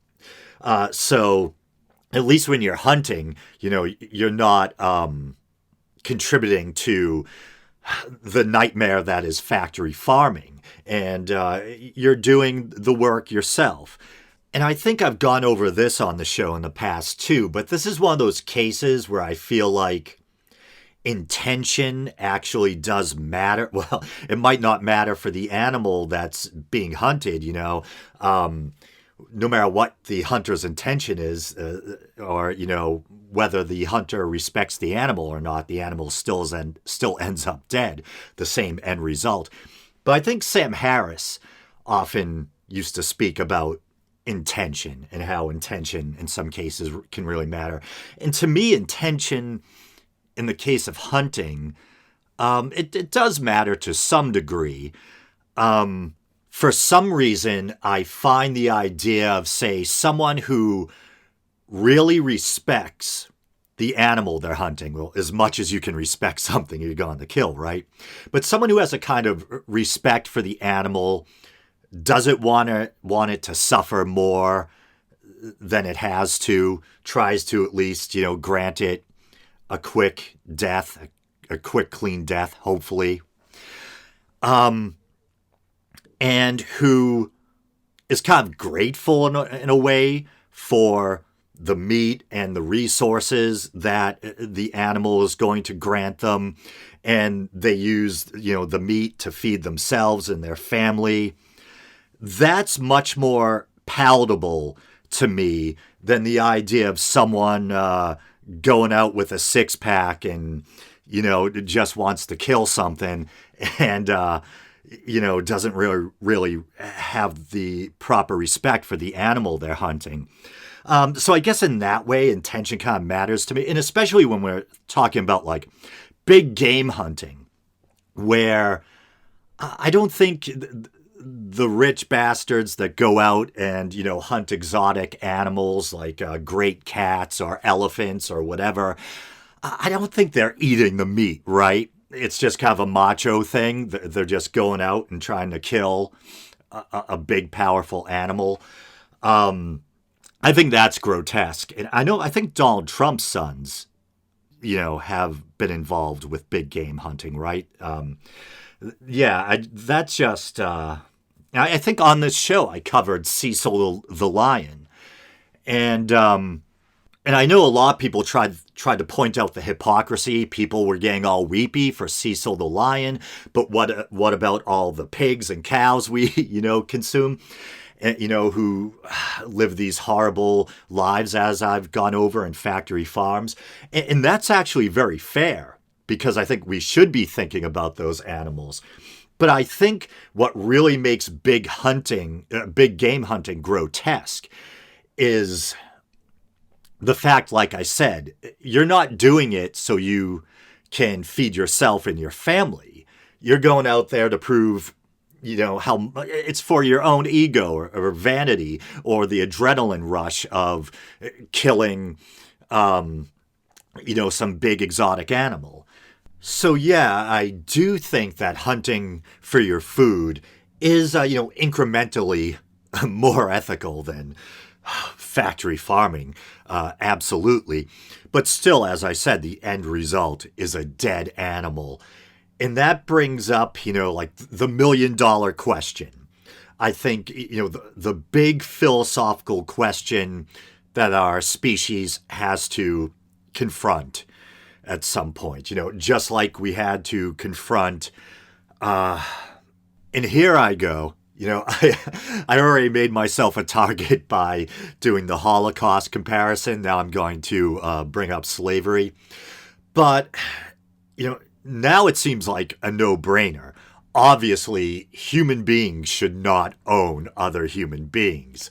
And I think it's probably kind of hard, I'll speak for myself, it's hard for me to wrap my head around the fact, it kind of shocks the conscience that only, a couple of 100 years ago, there were still people here in America who owned other human beings as chattel, as property. What I say a couple 100 years ago, I think, when was it? 1863 that slavery was banned here in the U.S. And I think most people probably knew on some level that there was a big moral problem here. There was something wrong with the idea of owning other human beings as property. And I think that's evident when, you study the founding fathers, and many of them were kind of conflicted. These were men who were products of the Enlightenment, but at the same time owned other human beings as property. And yet, like I said, they were conflicted about it, and you could see that in their writings. And I think it's the type of thing that people knew it was wrong, but it had to come to a head before it was finally the practice was finally banned. And I've often wondered if a similar day will come in our future where our species, I think all of us know on some level that even though you can make the argument that it's natural, the food chain and all that, to, in a way, it might be one of the most natural things there is. Life feeding on life, organisms killing other organisms for sustenance, etc. That, in a way, killing other living beings might be fairly natural, but there's something morally problematic about it. You know what I mean?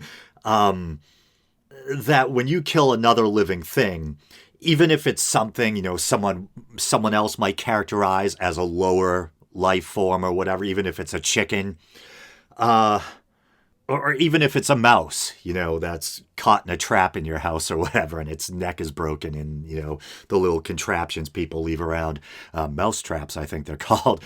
There's something irreplaceable. An individual living being has been snuffed out. And there might be others of their kind, sure. but that individual is irrevocably gone. And there's the moral question of, did you have the right, or is it morally acceptable to ever kill another living being? And I'm an atheist, agnostic atheist. I'm highly doubtful that there's a higher power out there, an afterlife or whatever.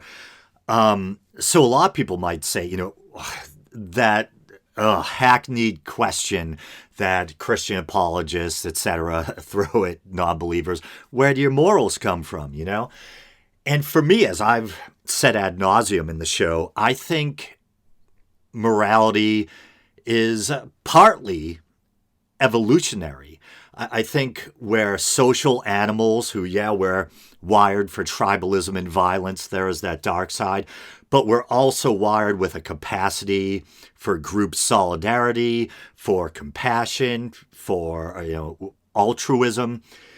And I think we're able to project that empathy that we can feel for one another, even onto members of other species.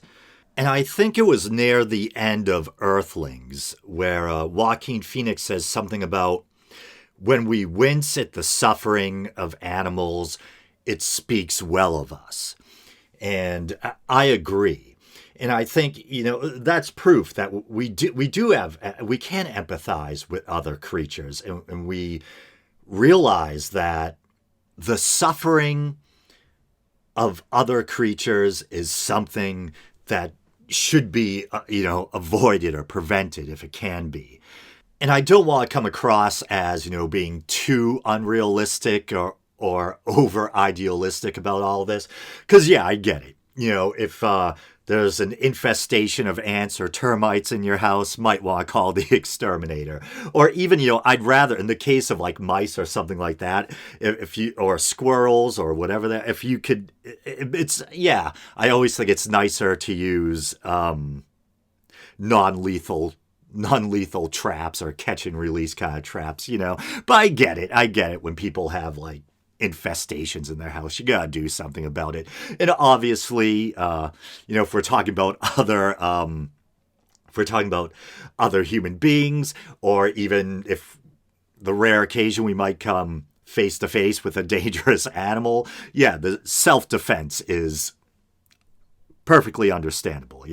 I think there was a weird story in the news this week on the local news about a man whose son was attacked by a coyote. I believe the man actually strangled or suffocated the coyote to death. So on the one hand, I'm like, I totally understand that. There's even in cases like that, where I understand why the animal had to be taken out. I still feel bad for it on some level, you know what I mean? But in the case of things like factory farming or fur farms, where we're just generating all this needless misery and suffering and treating other living beings in absolutely horrific or nightmarish fashion, I think we do have to come face to face with that big moral question. Is this right? Is it necessary? And I would say with a resounding no, it's not. It's not right because we're causing needless suffering. And it's not necessary because I understand that there were points in time where our ancestors may have needed animal resources for survival, But nowadays, where, to keep warm, you can wear a faux fur coat or, Gore-Tex like George Costanza on Seinfeld, the puffy jacket or whatever it was.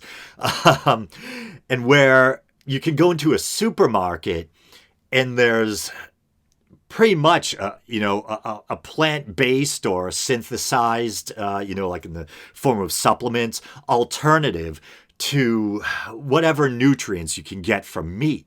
I think we've reached a point where we don't need to eat meat, and we don't need, to wrap ourselves in the skins of animals to survive. And I would imagine, and hopefully I'm not over romanticizing things, but when I think about our ancestors, who probably practiced, some form of animism or something like that, I imagine, and just like indigenous peoples around the world now, I think there's a kind of respect for the animals that were being hunted and whose, skins and meat were being used for survival or whatever.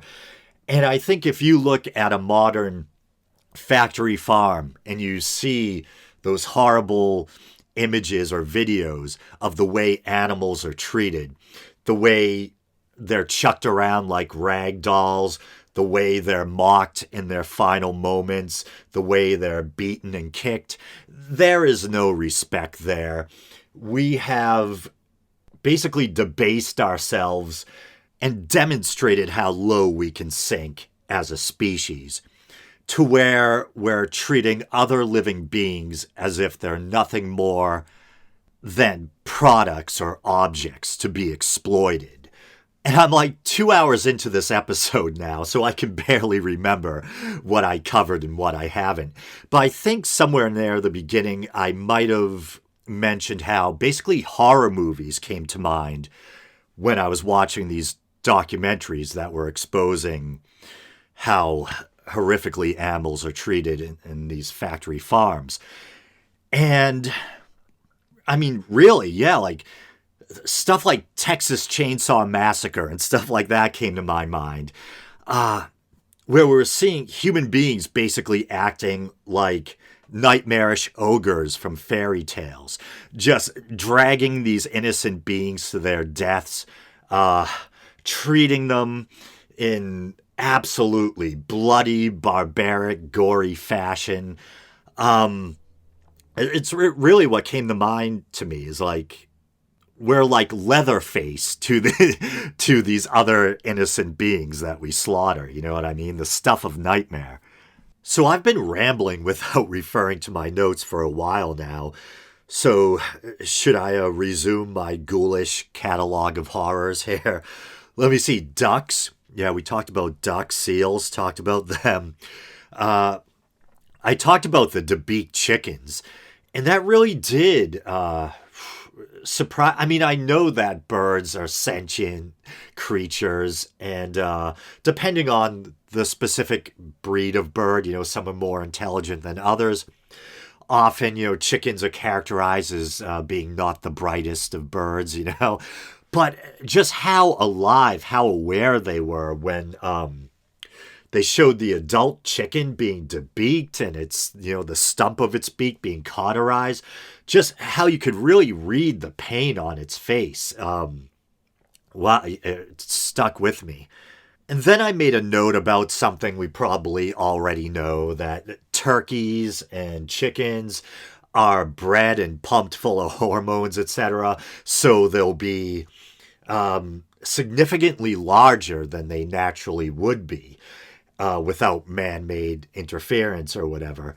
And the effect this had on the turkeys especially really stood out to me, because they have such trouble carrying that tremendous weight around that often they suffer from whether it's broken legs or deformities of the leg and feet, because the legs the feet end up like curling under, etc.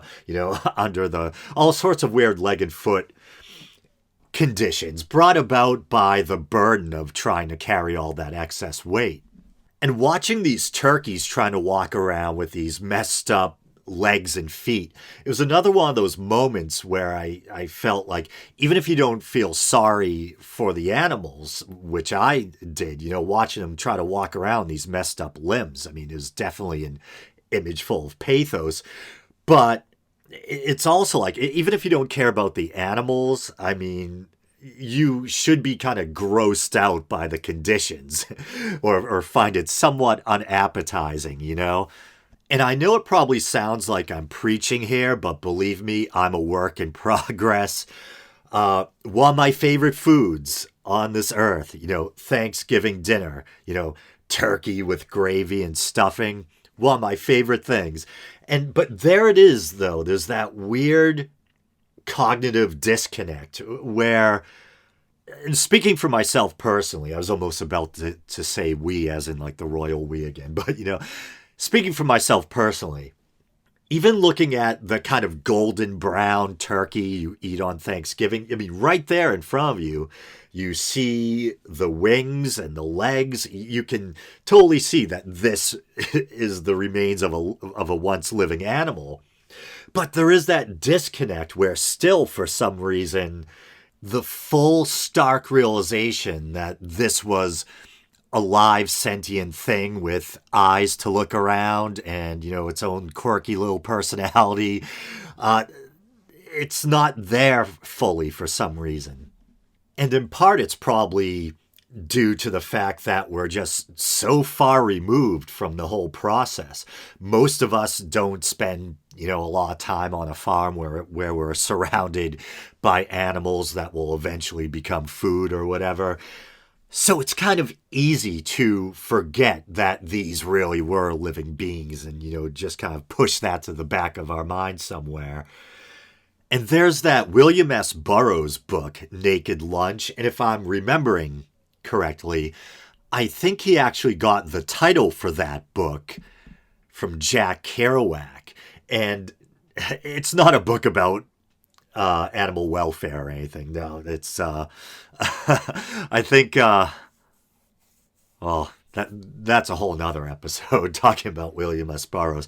But I think what Kerouac meant by naked lunch was like you have this naked lunch moment where you suddenly realize what's at the end of your fork, And I just wanted to look it up for a minute so I wouldn't have to issue a correction next time around. I'm a big fan of beat literature. I used to read a lot of Kerouac. Burroughs states in his introduction that Jack Kerouac suggested the title. The title means exactly what the words say, naked lunch, a frozen moment when everyone sees what is on the end of every fork. And so speaking about the conditions in which animals are raised, and it's funny, I've been trying to wean myself off of dairy. Actually, today, for the first time ever, I bought a carton of almond milk and I bought non-dairy ice cream. Haven't tried them yet, but we'll see. And that's because, and eggs, I was never really huge on eggs anyway, so those weren't terribly hard to give up. But I'm not opposed to eggs and dairy in general in and of themselves. Let's say you had the perfect conditions where, I don't know, you had Bessie the cow who got to live to a ripe old age, you know what I mean, die of natural causes. The calf got some milk and the humans got some milk and plenty of room to mosey around and graze and everything. I wouldn't be opposed to milk, and let's say the hens were kept, died of natural causes, basically kept like pets or members of the family, and plenty of room to move around, etc. Like if I had some pet hens or something in my backyard that were treated really well and all that, I would have no problem eating the eggs. And I know some people even oppose that.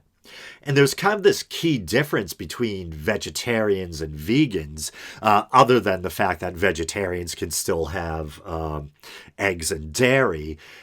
But vegans tend to be a step more forward, too, regarding animal liberation. They kind of promote that ethic more.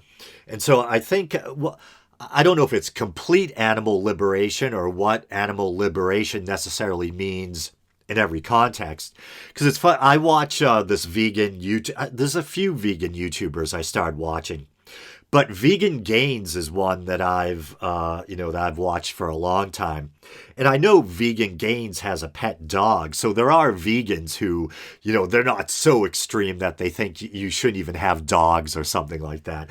But I know some vegans are opposed to things like backyard chickens and that kind of thing. Me personally, if the animals were really treated well, I knew they were treated well, I knew where the milk and eggs were coming from. I mean, I wouldn't have a problem with dairy in that context.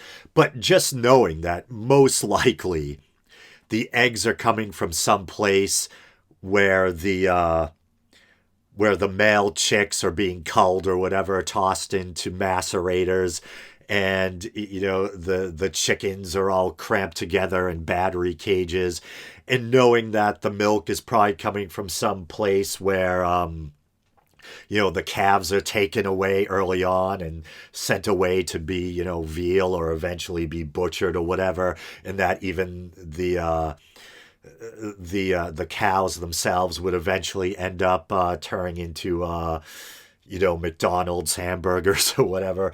Just knowing there's a good chance that's where the eggs and dairy are coming from, I'd rather just not be a part of that process anymore. And like I was saying, I'm a work in progress, so I'm not preaching to you guys or telling you guys what you should or shouldn't do. I mean, being intellectually honest, there might be that inference because, I'm kind of walking you through why I personally, philosophically and morally oppose these things. But basically, I mean, it's the nature of my unscripted episodes. I'm basically thinking out loud. I'm kind of unburdening myself. You guys, man, I mean, do whatever you guys feel comfortable doing. Don't worry, I'm not trying to tell you guys what to do, I guess is the point. And there were a couple of other documentaries I watched. They were kind of like a nice respite from Dominion and Earthlings. They weren't as much of a brutal assault as those, But they were made by the same two guys, I think. Both these documentaries I'm referring to were Cowspiracy and What the Health. I think the main guy behind it, his first name's Kip, I forget his last name, but there was a moment I think it was in Cowspiracy, where he's talking to this family who owned like a small farm, and it was what you kind of prefer to envision when you're thinking about where your meat or whatever come from. It was kind of this nice family. They had little kids and wide open green fields. The kids played with the animals, and the guy Kip was interviewing the little girl. And it was this really kind of idyllic scene where you had the little girl was like sitting on a stump or a log or something, and the pigs, would just looked very happy, would just come over and play with her, and she'd pet them, and she would tell you what the name of the pig was, and tell you how they made really good friends and playmates, but that her parents told her not to bond too much with them because eventually they're going to become dinner or whatever, And the parents, this couple, were saying that they live this lifestyle because they love the animals.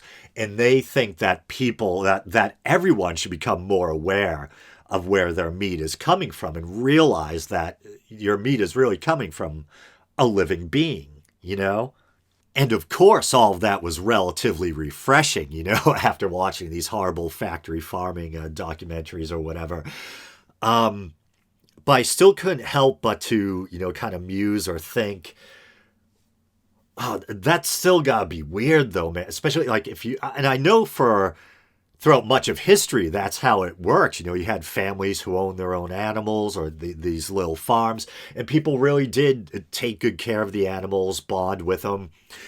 But it's kind of weird though. I'm trying to wrap my head around it. That moment when this animal that you have spent so much time caring for and bonding with, where it's like, okay, today's the day, you're food, man. Put your neck on the chopping block, That's weird enough, but I was also thinking about, I think the couple might have said that, the animals get sent off to slaughter. Like, I could be wrong. but I don't think they slaughtered the animals themselves. And I'm thinking about these kind of slaughterhouses that I had seen, this nightmarish footage from. And I'm like, I wonder, do these animals even the animals that are really well cared for and that people bonded with and etc., maybe you can even say they love these animals. I wonder if they ever get shipped off to these same horrible slaughterhouses. And I'm just imagining these poor animals that at least they had these people who loved them and took care of them ethically, etc. But then all of a sudden, their life ends in this nightmare where they're getting, manhandled and tortured or whatever. But I don't know. Maybe these small farms deal with quote unquote better slaughterhouses or more kind of, ethical or conscientious slaughterhouses, whatever that means, you know what I mean? But I think, as I mentioned earlier in this episode, when you're dealing with an animal the size of a cow or a pig, I mean, however they're dispatched, it's got to be kind of gruesome to some degree. I mean, those animals have such large necks that, you can't just lop their heads off like a chicken, so you gotta slit the thing's throat. Or even if you're using one of those captive bolt guns, they don't always work the first time, So even if you try to give the animal as easy a death as possible, I imagine there's still some moment of fear or suffering or something at the end, most likely. And I was a big Anthony Bourdain fan, and I actually remember covering his, it still seems so surreal saying his suicide. Still thinking that Anthony Bourdain killed himself. How long ago was that now? I don't know. But I remember covering that on the show, because I was such a fan. It was kind of a blow when, it was all over the news that he had taken his own life. But there was an episode, I'm trying to think, because he did a couple of different shows. There was No Reservations, right, on the Travel Channel. And then was it Parts Unknown or something like that? I don't know. He did a show on CNN after that. But I remember watching this one episode where he was down south somewhere. And, wow. There was this pickup truck with a live pig in the back of it. And these were kind of rough guys, you know what I mean? And they were going to have some big kind of like celebration or barbecue or something. And they wanted Anthony Bourdain to do the honors, I guess. And they handed him a pistol. And the pig kind of walks up to Anthony Bourdain. And you can tell he feels kind of conflicted, a little sad about it, but not so much that he doesn't pull the trigger. Anthony Bourdain puts the pistol to the pig's head and puts the brakes on it, man, shoots the pig in the head. And then he was talking about how it was kind of tough watching then, the pig, they took the pig right away and started cutting it up, and saying how it was weird how there was this moment where it went from being a dead animal to meat. You know what I mean? I'm not even quite sure why I'm bringing that up, but I guess it's related somehow. And that reminds me, there's another story I was going to tell. There's this guy who used to work with us. You probably already know by now, I probably mentioned it ad nauseum. My day job, which I'm not crazy about, is working for the family construction or general contracting company. And there was this guy that used to work with us who was kind of like a little rough around the edges. And his hobby or, his idea of letting off steam or whatever, the thing he looked forward to at the end of the week was deer hunting. And I remember him kind of talking in gruesome detail one time about field dressing, about how you have to work quickly after you kill the animal so the meat doesn't spoil or whatever. And I'm sure I was probably, eating steaks and hamburgers and stuff back then. So at least this guy was, killing his own food or whatever. I'm sure on top of it, he also probably got, food from the supermarket that comes from these factory farms or whatever. But I'm trying to not be too much of a hypocrite here. But, because on the one hand, all these cows that so many people don't even give thought to that are being killed day in and day out. But I remember feeling bad thinking about the deer, because I think deer are such, they're like these beautiful, majestic animals. And I've seen, I live in New England, so I have seen plenty of deer.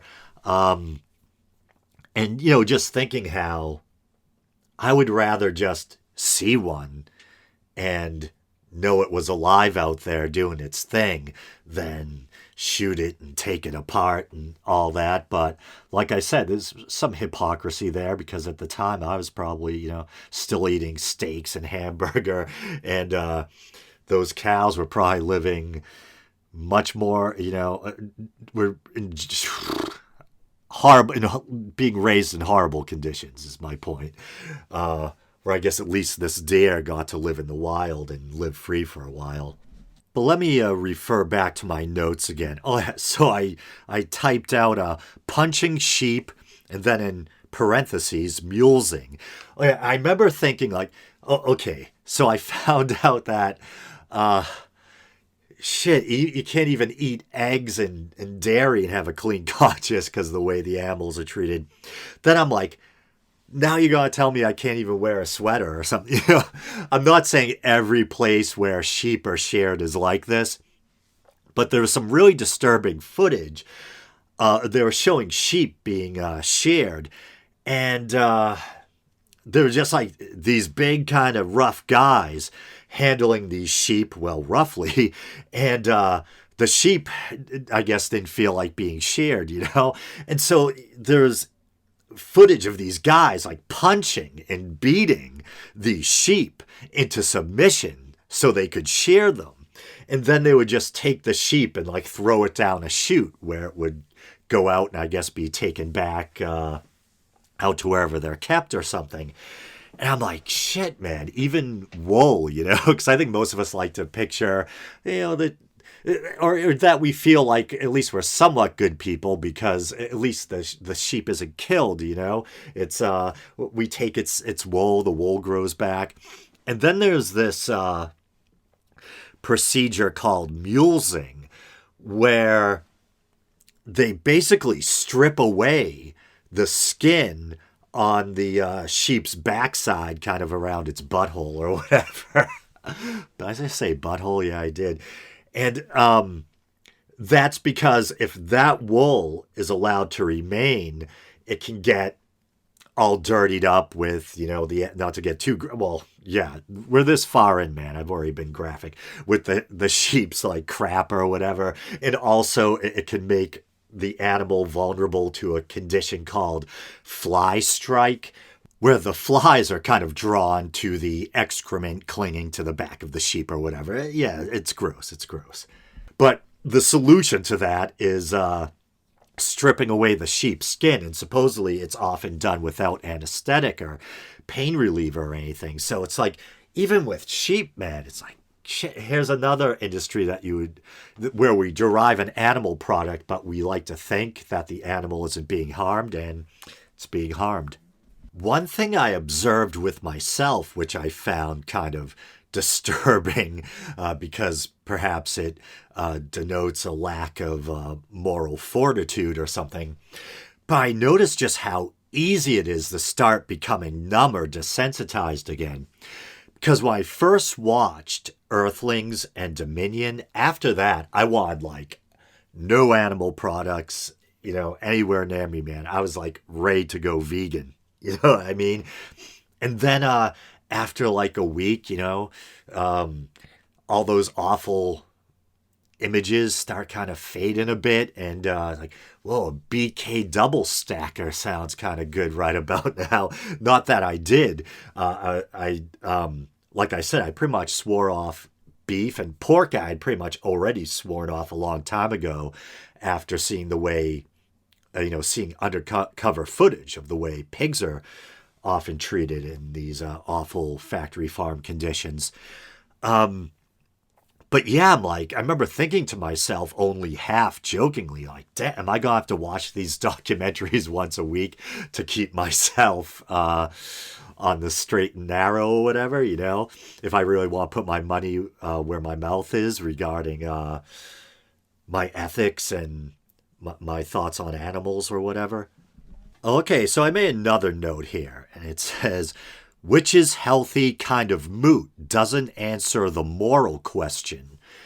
And this came to mind because I was binge watching all of these kind of vegan versus meat eater or carnivore debates. And that reminds me, there's this one dude who was on Joe Rogan's show, and he has his own channel. He's supposedly a doctor, and all the guy eats is meat. And that's probably a whole nother episode. But anyway, and I was watching all these reactions to the Game Changers documentary, some by vegans saying, praising it, and others by, detractors saying that some of the claims made in the film are erroneous or whatever. And so there's all sorts of debates online about whether or not you can get enough protein from a vegan diet, whether or not meat is really bad for you, and debates about cholesterol and everything else. And I think a long while back into this episode, we're now at the 2 hour and 35-minute mark, I discussed the whole B12 debate and everything. And as far as protein is concerned, I guess there are differences. I think animal protein is supposedly more quote-unquote complete. All protein is made of amino acids. And I think even though plant-based sources of protein might not be as complete, if you eat a kind of balanced vegan diet, you should be getting enough amino acids that you end up with complete proteins. And supposedly you can get more than enough protein on a vegan diet. So it's not like you're going to shrivel up and die if you don't eat meat. And all protein originally comes from plants in a sense, because animals get their protein from plant sources. And of course, I don't mean all animals. I mean, herbivores, ruminant animals like cows, etc. But I remember thinking, this is kind of moot because, there's this back and forth fighting about which is healthier, a vegan diet or not everyone on the opposite side promotes a fully carnivore diet. There are people like Chris Kresser, who's a repeat guest on Joe Rogan's podcast, who promotes a balanced diet. He's an ex-vegan, a balanced diet that includes an appropriate amount of meat or something like that. But there's all this back and forth fighting about which is healthier. I remember thinking this still doesn't address the ultimate moral question about whether or not it's moral to kill and consume another living being, And here I mentioned Sam Seder, host of the Majority Report, in my notes. And I remember back in the day, like when I first started listening to podcasts, I used to listen to Sam Seder's The Majority Report a lot. I just kind of fell out of the habit of listening to it. And Sam Seder's a very liberal guy, very left-leaning. And so for some reason, I thought maybe he would be more sympathetic to the kind of the vegan or animal rights approach. But I remember I was kind of like negatively surprised in Sam Seder's reaction because it was weird. There's this vegan content creator, a YouTuber, who actually called in to the Majority Report, and he actually had this kind of little back and forth with Sam. And Sam was trying to justify eating meat and I thought this was a very bad argument. by saying, bringing up the food chain, that the reason why he doesn't really have a moral problem with eating meat is because other animals in nature don't seem to have a problem with killing and eating other animals. And what I think this kind of myopic argument really overlooks is that the thing that makes us kind of quote unquote special, among all the other species that we share the earth with, is that we, as I mentioned earlier, we have this really kind of advanced capacity for self-reflection and abstract thought. And so we're capable of really being able to reflect on our actions and the implications or the ramifications of our actions. And so let's say a lion or a wolf had the same capacity for self-reflection and, analytical thought as we do. And they were able to get their nutrition from alternate sources, but they still said, no, I love sinking my teeth into the flesh of other animals and ripping them apart, even though I don't need to kill and eat them for my sustenance. It's what I want to do. I would say, well, that lion or that wolf is an asshole. But so that's why animals don't have our same capacity for self-reflection and analysis and et cetera. So we don't hold them to the same standards that we should hold ourselves, because we are aware, really deeply aware of our own actions and in the implications and ramifications. We are aware enough to fully awaken to the horror of the food chain and decide whether or not we want to be a part of that. And I know there's theories about how one of our hominid ancestors, was it Australopithecus? Is Australopithecus? That's Lucy. That's Lucy was an Australopithecine, right? Anyway, theories about one of our hominid ancestors, they may have started scavenging from the kills of predators and consuming meat. And something about meat may have, the eating of meat may have been partially the catalyst for our developing our big brains, you know what I mean? And I am totally open to the idea that we may have evolved to be partially carnivorous, to be omnivorous, and that our, some of our hominid ancestors during our evolution may have, consumed meat or whatever. But still, that doesn't answer the moral question. If now that we're as aware, self-aware as we are, and we know we can sustain ourselves without killing and eating other animals, I mean, morally, is it time to stop? You know what I mean? And there's all sorts of debates online about, based on our physiology, is it more likely that we were meant to be omnivorous, or then there's the term frugivore or frugivore, as I've heard some pronounce it. Were we, are we designed, quote unquote designed, said the atheist. Designed is such like a loaded term, but you know what I mean. I believe in evolution.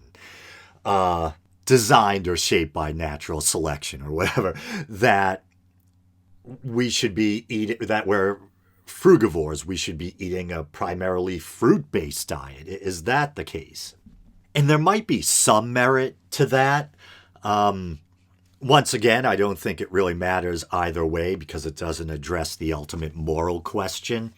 My guess is we're probably meant to have a diet somewhat akin to our closest animal ancestors, like chimps and other great apes. I believe chimps are actually frugivores, although they will also, supplement their diet with some meat and other things. I think I spoke earlier on in this episode about Jane Goodall and the dark side of chimp nature and how sometimes they will even hunt and eat monkeys.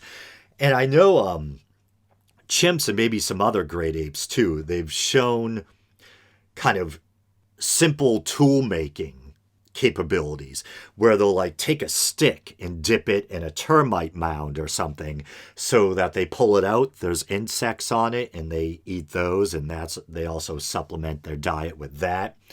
So the other great apes are they primarily, like 90 something percent, eat a plant-based diet, and then they supplement it with, some meat, whether it's the meat from insects or like chimps hunting down the occasional monkey or whatever.